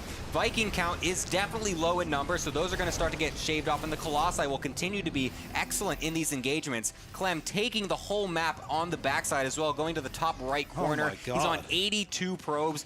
3-3 upgrades are going to be in pretty soon as Cure's not even attempting to go into 3-3 of his own. This is looking like a very nice position for Clem. This macro is insane coming out of Clem. GG is called. Clem claimed the whole map down the right side, continuously expanded. What impressed me so much that game was the Colossus control. Yeah. I got to talk about those 3 Colossus. Darting in, getting a shot off at exactly the max range, pulling out and taking no shots. On Cure's end, he was good. He didn't overstim, he didn't overreact. But like you said, once the Zealots started getting warped in and sent to the other bases, splitting the attention of the Terran, adding to the mental stack, that's when Clem really got his big damage.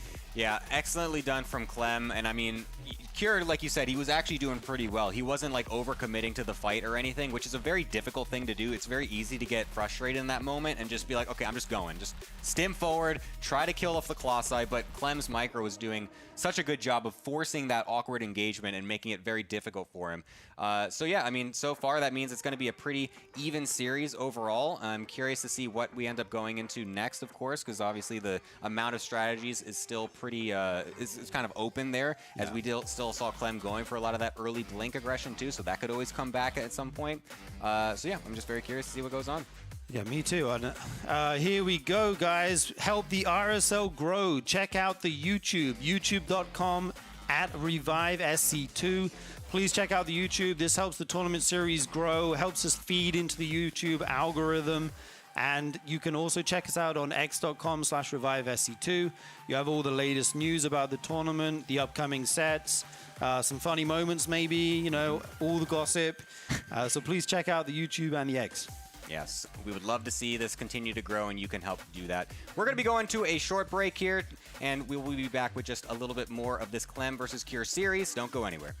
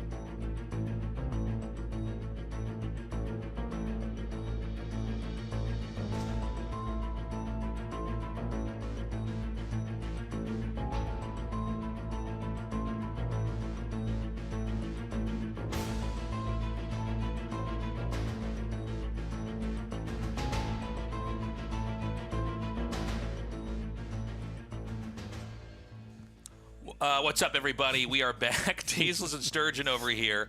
And we're going to be going into game number 5 now in what has turned out to be a delightfully close best of 7. Yeah, what a banger we have here. It's 2-2. Clem on the Protoss. Cure playing Terran, obviously. This looks like a series that could go all the way. Yeah, I mean, it's been awesome how close it is. And I was aware that Clem was really good with Protoss, but I hadn't really gotten to, like, really look at it and kind of and think about it. He's got a real range of play. Oh, it's insane. I really like the different builds he's brought out. Yeah. He's not leaning on Storm as much as we see some other Protoss. He's kind of got his own style. Like, you know, he likes the robo units and being aggressive with the Blink Stalkers. That's kind of what we know him for, like being aggressive, right? And it's just a treat to watch, honestly. It's really, really cool. You know, when I see players that can off-race, usually they have like one or two things they can kind of pull off, or there's like a gimmick, or, you know, they're just mechanically good, and they play like a very, maybe bland is not the right word, but generic, kind of a vanilla play style. But he's doing all sorts of stuff. I mean, it really seems like he can do as many things with Protoss as he can with Terran. That being said, despite Clem having an incredibly one-sided record, I think is it 10-1? Is that what you said? Yeah, 10-1 versus Clem's Protoss. Clem is 10-1 versus Cure with his Protoss is what I'm trying to say. Right now, it looks really close. Cure is able to kind of go toe-to-toe. Yeah, I feel like at this point, when we're 2-2, I think the next map is pivotal, right? Yes. If you win this next map, suddenly you're on match point. This is a best of 7, and it can affect like the mental state of the players going into the game afterwards. So we're gonna have to see who can take it here. The next map, which I believe we'll be hopping into shortly, will be Tokamak. So yeah, let's go. Game 5 here between Clem and Cure. Clem going to be in the top right as the red Protoss, Cure in the bottom left as the blue Terran. And I'm very curious to see what will come out of Cure this game. I would kind of like to see him try that eBay block again that he used in game 1. I thought that was really cool. Made Clem expand at the third base location with his natural base. And I feel like it threw him off a bit, and he was able to dive in there with the Hellions and get a lot of eco damage. I'd like to see more stuff like that, maybe. But we'll have to see as the players just start to ramp up here in the early game. So is this the gas before Rax? Yes. Yeah, okay. Yeah, it is, yeah. It's like looking at the building like, where's the barracks? I'm confused. I don't know what's going on. Okay, so he goes gas before Rax. Oh, where's this SCV Yeah, I think he's going to Tasteless? proxy a factory up here. God. Now, here's the thing. Is Clem looking for it? Oh, it's not actually going to build a building. He does send into the main. Oh, okay. I thought he was going to proxy something. Oh, he is just going to make an eBay. Okay. Okay, yeah. Oh, I think he was hiding the SCV. I really put myself out on a limb here trying to predict what he's doing. I'm like, of course. He's going to hide a factory, and then it just doesn't happen. Yeah, I think he was trying to keep that SCV hidden by sending it around the outside of the map rather than going through the middle where it might bump into a probe. Clem going to go for a different response this game. In game 1, he just said, okay, you've eBay blocked me. Congrats, I'm going to go to the third, take my Nexus there. This game, he's bringing 4 probes down to actually kill the eBay, and he didn't let it get too much HP on it before the SCV had to leave it because it was going to be killed, right? Right. Yeah, so he's able to take that out pretty quick, get his Nexus down, and go into a slightly more normal-looking base layout. So, Cure has gone for, super early gas to get this tech out. And by the way, like gas first builds, they were not a thing for a long time in StarCraft 2. At least for all the games I casted, I didn't see them. They only recently became a thing in the last couple of years in StarCraft 2, and then in StarCraft 1, same thing. Suddenly people started doing these gas first builds, and I think it's, for a lot of people, it just wouldn't occur to them to like get extra gas early on to give you some kind of momentum later. But I'm curious how Clem will handle this, because one of the things about doing super fast gas builds is there's no way they can tell unless they scouted like cross spawn. Right, yeah, nobody scouts that early, I guess. Maybe you can like click on it, see how much gas has been taken, that kind of thing. Oh, that's actually true. Yeah. But you don't know for a while, right? And sometimes you don't get to go that deep in the base. So. Or you might not even click on their gas at all. Yeah. You know, I mean, it might not occur to you to do it. So I'm interested because this is such a specific build. And I think there's a reason why Kier's doing it. He's like, okay, this guy's good, but does he know everything about this matchup? Knowledge checking him here. We do see the 2 Adepts dancing with these Marines. Looks like the Adepts will win this one, and gonna shade in, sees there's a full wall at the top of the ramp. Oh, dude, I thought Clem was gonna let him in there. That would have been the death of the Adept, but he pulls back. A Hellion somehow makes his way into the main. There is a Stalker out, though, so there shouldn't be too much damage here. Clem gonna be able to deal with this with no losses. I think this early game's gone pretty well for Clem so far. He did get those Marines. He only lost 1 Adept and a probe, and also the Hellion went down. So the Adept is going to be going across the map now. It's Robo into Blink. I'm sorry, was it 2 gates? That is he going 4 gates total is what I'm trying to ask, or is this going to be more conservative? I'm not sure if it's 3 or 4. I guess the Robo, he's going to be making something to get the high ground vision with. I think we might see something pretty aggressive here out of Clem. Yeah, I think so. Well, the reason why I'm saying is 4 gates. You know, he was pretty strong with that 4-gate rush earlier. So we got 1 gateway there. No, maybe it's just 3, actually. Yeah, looks to be the case. We might get a shot of a main here in a second. We do have the medevac coming in. This Adept somehow gets in the main, being super annoying, taking out an SCV or 2. But meanwhile, the drop is coming in. Clem sees it now. The mine goes down. He's got to drag his workers. Oh! Just in the nick of time there, he's able to save the probes. But yeah, we have Marines actually focusing this pylon down. And where are the Protoss units? Here they come now. If you get a pylon this early in the game, it can be huge. Actually able to pick that up, and yeah, the mine goes off on one probe. Yeah, now he doesn't have blink done yet, so he can't punish that. So the drop's going to come over here. And, I mean, 3 probes killed already. I mean, this is pretty good, honestly. Interestingly, Cure's going to basically ditch the Marines instead of trying to pick them up and run back. We don't normally see people do that, but, I mean, 6 probe kills is really good. Yeah, he kind of cashed out there, right? Like, okay, I'm just going to leave these Marines here, focus as many probes down as I can. It's interesting because, like, a lot of players will just assume that there's going to be a pickup, so you send the workers back. And he's like, nope, see, now I just get to kill this. Yeah, meanwhile, though, there is a Warp Prism outside Cure's base here. We have Blink Stalkers coming over. He's going to use the Warp Prism to get the high ground vision so he can blink in the main. Cure will need to have units there to be prepared. Oh my god, he's attacking the mine with the pros. Do it. No. Okay, he gets that one that's over there. You know, there's 2 tanks here. Usually when the 3rd tank comes out, that's when you can't... Okay, he gets the medevac. When the 3rd tank's out, this pressure with this build is gone. Basically, you get 1 tank in the main, 1 around the ramp, and then 1 on the low ground, and you kind of daisy chain them together in siege mode.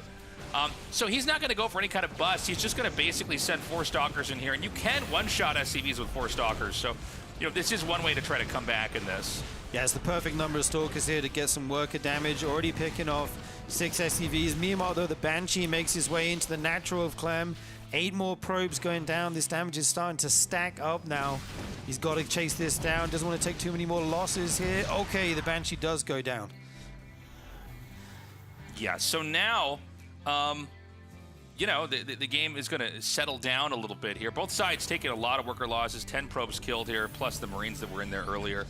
I think Clem probably in a little bit of a worse position. Cure, I never saw a 3rd command center made, unless I'm missing something here. So he's basically powering up for a 2-base push. Yeah, absolutely. I think these 2-base pushes from Cure look super strong. And especially when you get so much worker economic damage, I think it could be really difficult to deal with here for Clem. There is 1 more Banshee coming in, but there's 2 Stalkers here to greet it. They say hi and bye. That Banshee will just hang out in the airspace, keep the Stalkers away from the main army, and for the first time, we see Clem going for Storm. Yeah, Storm coming down here. Now, Storm should be the saving grace that will prevent the push from working. But it's hard to say. You know, Cure has been very good with his control and his splitting here.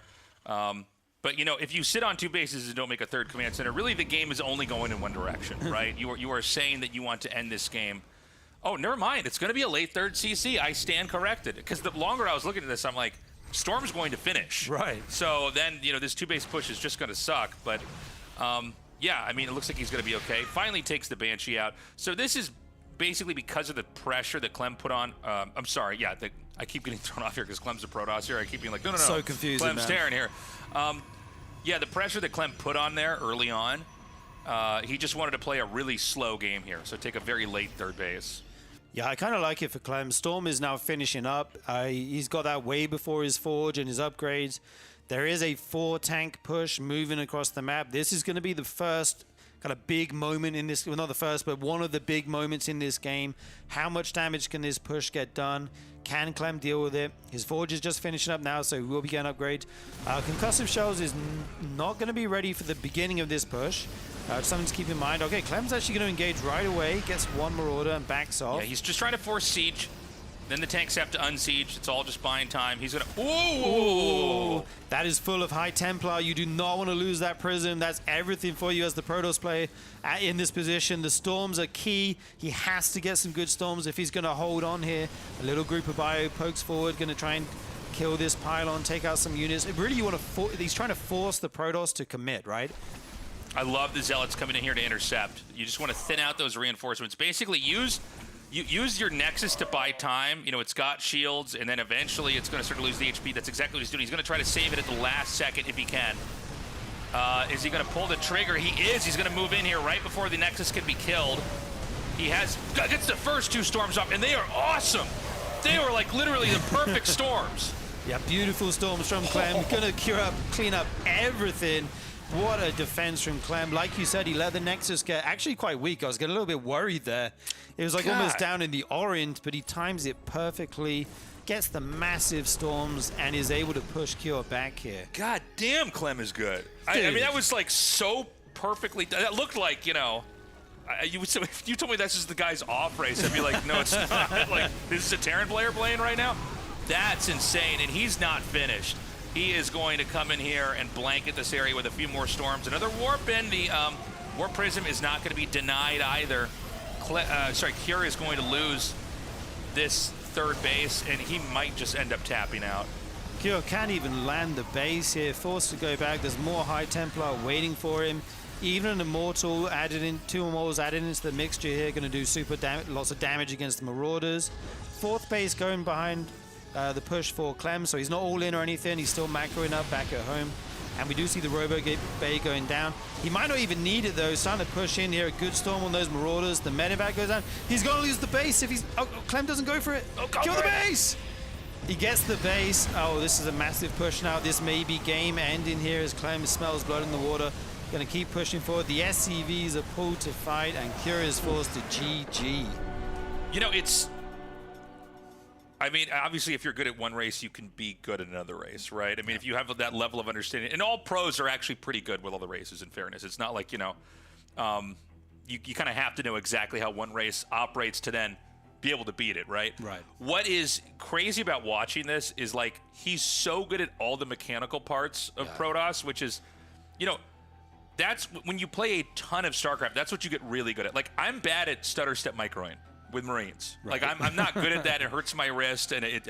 But if you're a Terran pro, that's like a really natural thing because you're doing it all day. So those inputs are so clean. Seeing how he moves and just how he executes attacks, like the fact that he let the Nexus get to like 30% HP. That's so scary. Had the Zealots come in and like kill the reinforcements and then perfectly with, I think, 4... you really couldn't have had better storms there. 4 perfect storms shuts that down. I love that build. I love the build out of Clem. We didn't see Storm all series, and then suddenly brings it out here in the pivotal Game 5. Yeah. And he plays it to perfection, basically. Yeah. He has so many builds and styles. He's really shown some variety here in this series. It's insane. We're going to go to the grid here for game number 6 in this best of 7. If Clem wins this, he will have defeated Cure with his off race, making it to the RSL finals. If Cure wins this game, we are blessed with a game 7. All right, let's go. I would love to see that game 7, but I don't think Clem wants to let it happen. Like you said, the map is going to be the grid. This is quite a peculiar map. You are kind of spawned somewhat close by air with the main bases. So things like drops and banshees can kind of get there quickly. Looking at this shot, is this Mapu just showing us the top of the map? Has Mapu just had like a heart attack? Just like slouched over to his PC, and we're just watching his screen slowly go here. We're not going to realize he's dead until it just gets stuck in the corner. His cat stood on the left arrow key. He refuses to move. I'm sorry, I interrupted you. What were you saying? I completely forgot, dude. Don't worry you were like about talking to the game. I'm like, hey, hold on. I want to say something stupid. Yeah. It was quite panoramic, though, that shot, though, right? Yeah. I thought maybe he was going to go down and then go over the ramp and then show the path. He's like, well, if you're a medevac, this is what it looks like when you go to their base. This is a weird map. You both start out at the spawn, but it's very base rich here at the bottom. Yeah, indeed. And there's a watchtower only on the bottom of the map. Yeah. Which is pretty interesting. We do see double gas coming out here for Cure. We'll have to see what the follow-up's going to be. No eBay block or any shenanigans like that in the early game here just yet. And I'm still looking at this map. I actually haven't played many games on this map or casted it many times, so I'm just taking it in. We do see there's the kind of closed triangle base there, and then once you get past the third base, it's like they make another triangle beneath that. So I feel like drop play and kind of warp prisms are going to be really, really good on this map. Yeah, 100%. It's going to be very strong here. Interested to see what exactly Cure wants to do when he's up against the ropes here. I mean, Classic is, I think, still the favorite. By the way, everybody, Classic is waiting for the winner of this. We're going to be going into the finals tomorrow. So if you're joining us now, we are close to crowning a champion, but it's going to be in about 24 hours. Yeah, absolutely. Classic has looked so strong this tournament. His like kind of macro, safe Protoss style, I think, is very good in this meta. And yeah, he will be waiting for the win of this series, but we are not done yet. It is going to be a Reaper Hellion build here out of Cure. I think this is the build that's kind of had the most success in this series for him, getting a lot of worker damage early, getting him into a good mid game. It's actually a Zealot first here, running across the map, trying to be annoying and kill that SCV, but we'll get into the main and get the scout. That's always nice. Takes that Zealot out. You know, if I'm Clem here, I don't think there's a whole lot I need to do differently. I'm kind of surprised he tried to press with the Adept, but I guess, yeah, he's shaded that far back enough he can just get away. Yeah, you know, I am truly a convert now to the religion of Clem here as a Protoss. I can't believe how good he is at this. I want to see him play Zerg now. Dude, the Clem Zerg, can you imagine if he brought it out in Grands? That would be insane. You know, like we had Maru play Protoss in GSL, and we were like, oh, he's playing Protoss, it's so hype. And then he just like lost terribly, and I'm like, oh yeah, it looks like this is his off race. That's what an off race is supposed to look like. You're not supposed to look like the best Protoss. Yeah, no, exactly. Normally you look at this, you go, oh yeah, it almost looks like it's a Terran player playing Protoss. And so I didn't have like super high expectations today because I didn't want to get the feeling of being underwhelmed, but I am blown away by how good he is. Yeah, same here. Okay, finally Cure going to move in with this Reaper Hellion here. 2 Adepts are there. There is a shield battery. He's going to dive the main. There's a lot. Oh, these 2 units already on red hit points. The probes have to be pulled, though. Some workers will go down. It's all about how many here. You don't want to take too much economic damage early in the game. Pull some more probes. 7 go down. 7's good. Yeah, similar to game 1. Yeah. Which is a little bit scary because he did go on to lose that game, but it could have been much worse, I feel like. But yeah, the follow-up here going to be Blink, Robo, and he's getting that War Prism again. Yeah, so I would imagine we're going to have a 2-base timing attack here. I think this is very similar to the game 1, right? Where, you know, you basically, it's like a 1-2 punch. Right. You run in, you do the damage, and then it's an easy layup to try to come in here. Oh my god, he's going to kill his SCV. Hold on a second. Yeah, if this bunker isn't done, it can be super scary for the Terran, actually. He does have a tank in the bank. Blink isn't done, so you can't blink in there and take that out. And he will finish the bunker up with another SCV, and I think he'll be safe for the moment. Once the War Prism gets here, though, we will see Clem go into the main again like he did last game. Like you said, 4 Stalkers, 1-shot, and SCV, so he'll start picking those off. But on the other side, Cure has a Banshee going to the main base, and I don't see anything here right now. Yeah, Clem really likes to do this when the Terran is on the left side of the map, by the way. And because, you know, he beat me to it, because the add-ons point out to the right side of the map. So he just denied Stim, which is like literally the biggest deny you can probably get in a StarCraft 2 game, like at this phase, like because Stim is everything for Terran. Like if Terran didn't have Stim, they wouldn't have anything. Dude, his control is so good. He takes the tank out. There's another tank coming. He has another round to warp in. The Marines are going to kind of force him back. He perfectly juggles the Stalkers here. I think he could do another round, a warp-in round, and come in again. This is very misleading how this looks. The Banshee's actually down, so at this angle it looks like... Oh, that's weird. Yeah, that was... Looking down on the Banshee there, but yeah, already so much damage with these Stalkers for Clem. I think Cure's got to be super careful here. I loved how decisive he was, just jumping in on that tank as well. Clem's decision-making is top-notch. And like you said, losing Stim is literally the worst thing that can happen to you as a Terran in the game of StarCraft, because it's your big upgrade. Like, without it, your units don't do anywhere near as much damage. They're slow. The Blink Stalkers can just kite away from them forever. Actually going to blink in here on the tank, Tasteless. Is he? I don't think he can get the body block off. Oh, does it matter, though? It's in the red. Okay, that was an overextension. That actually went kind of badly for Clem at the end there. That may take the wind out of the sails of the rush, but you know he could actually just go back into the main again, I guess. Yeah, he could. There is a tank up there. I think he might have repositioned it after the first push, realizing it doesn't cover like the very right of the base here. Let's see if that tank is actually in range. It looks like it. Yeah, it looks like it is. So he will be able to protect his add-ons this time. That was a good point you made about them being out on the right of the barracks. Yeah. This is way worse if they're on the right side of the map. You're trying to do this. You're trying to fire over the barracks to hit the labs. But I wonder if like Clem's experienced this enough. He's like, no, I always do this. If the Terran's on the left side of the map because it's just so good. He's still going to come in here and try to do that 4-stalker harass. Yeah, the placement of the tanks to hold this, what you want to do is you want to have them far back enough that when you blink into their base, the tank shot hits the stalkers, Right. and stalkers have to at least walk Right. a short distance before they can fire in. Now, I was talking about how this is going to be like a 2-base timing because of the damage. I guess I'm wrong, or it's also possible that organically Cure just throws down a command center because he's being pressured so heavily, right? Right. If you're going to set up for a rush and then they're attacking you, then you're not playing that kind of game anymore. Yeah, we do see the third coming out for Cure, as you mentioned. We also see a fourth base going down for Clem and Zealot legs, so it looks like we might have a slightly longer game here. These Stalkers still at the front, trying to pick off any units they can. Dude, these Stalkers are just like Clem's Marines when he plays Terran. Every single one is super annoying, and he gets so much damage out of them with the Medivacs. And it's kind of like watching that now with his Protoss play. Yeah, I mean, it's you can see when you get like a world-class StarCraft player, they just extract so much value out of almost nothing. Right. You know, so the big push is inbound now. Cure's moving out. I don't see anything that can run around this and intercept reinforcements. The way this map is shaped, the action's very, focused on the top of the map, or at least it is for this game here.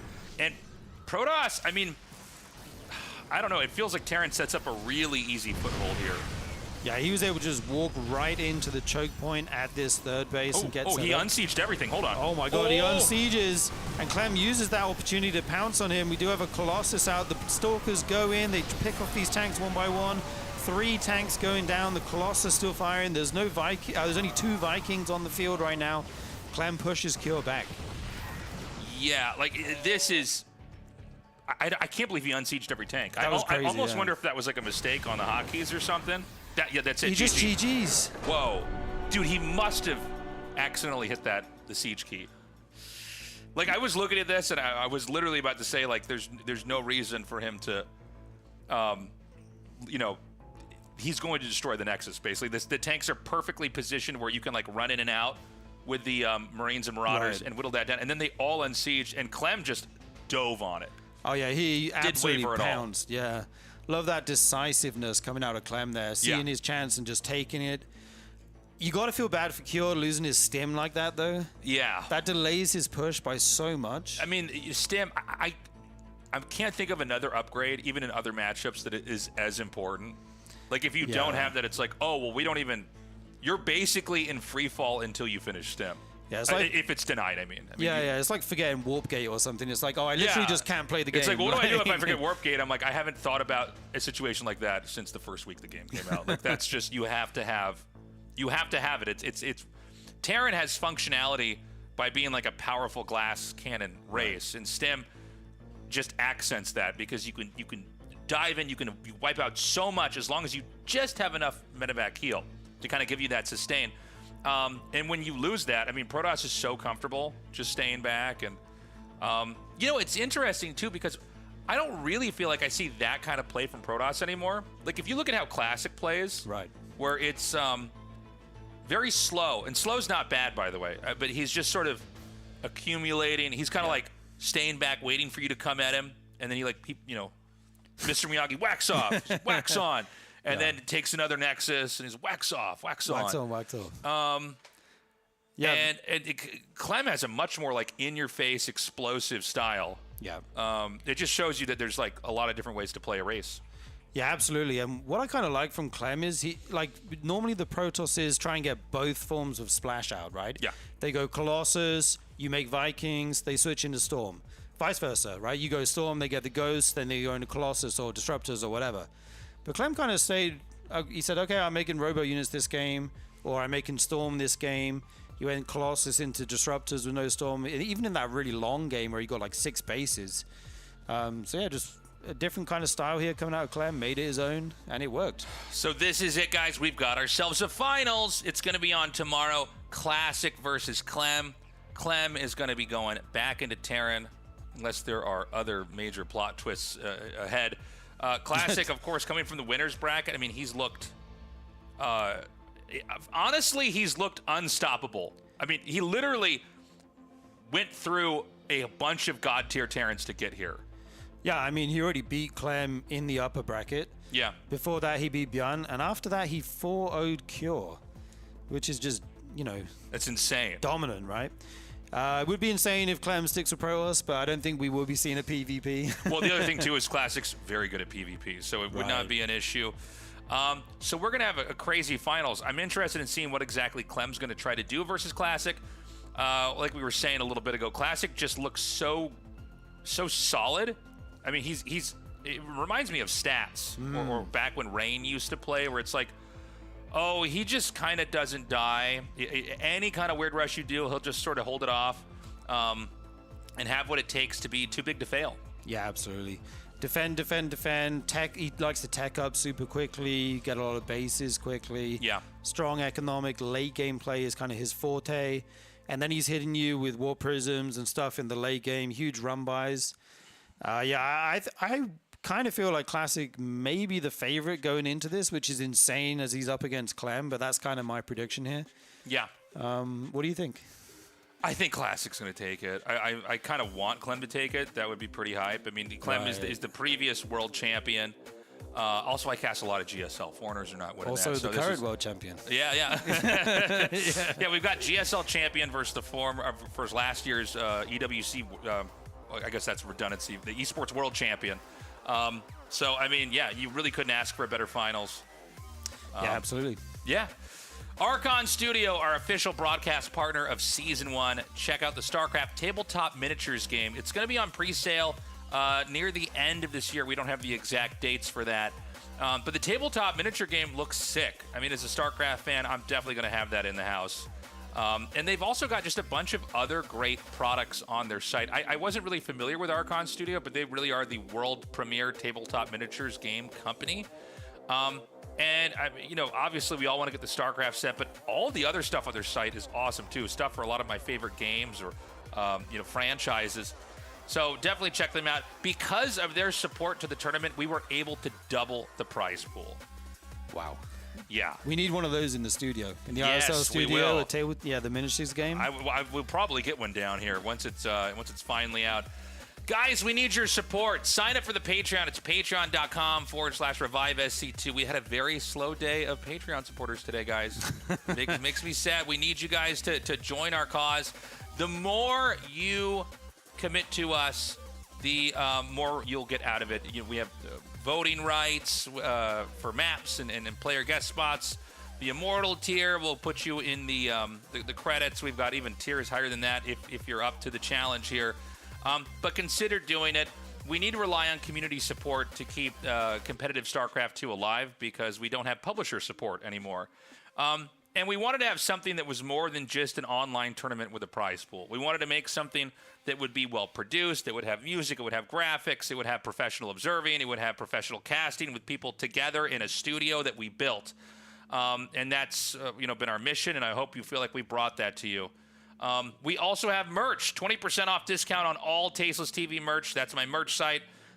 We've got hoodies, mugs, pins, T-shirts, obviously. But there's a lot of other stuff on the merch site as well. So whether you're a Patreon supporter or not, they're both great ways to support the show. But you do get that 20% discount if you are a Patreon member.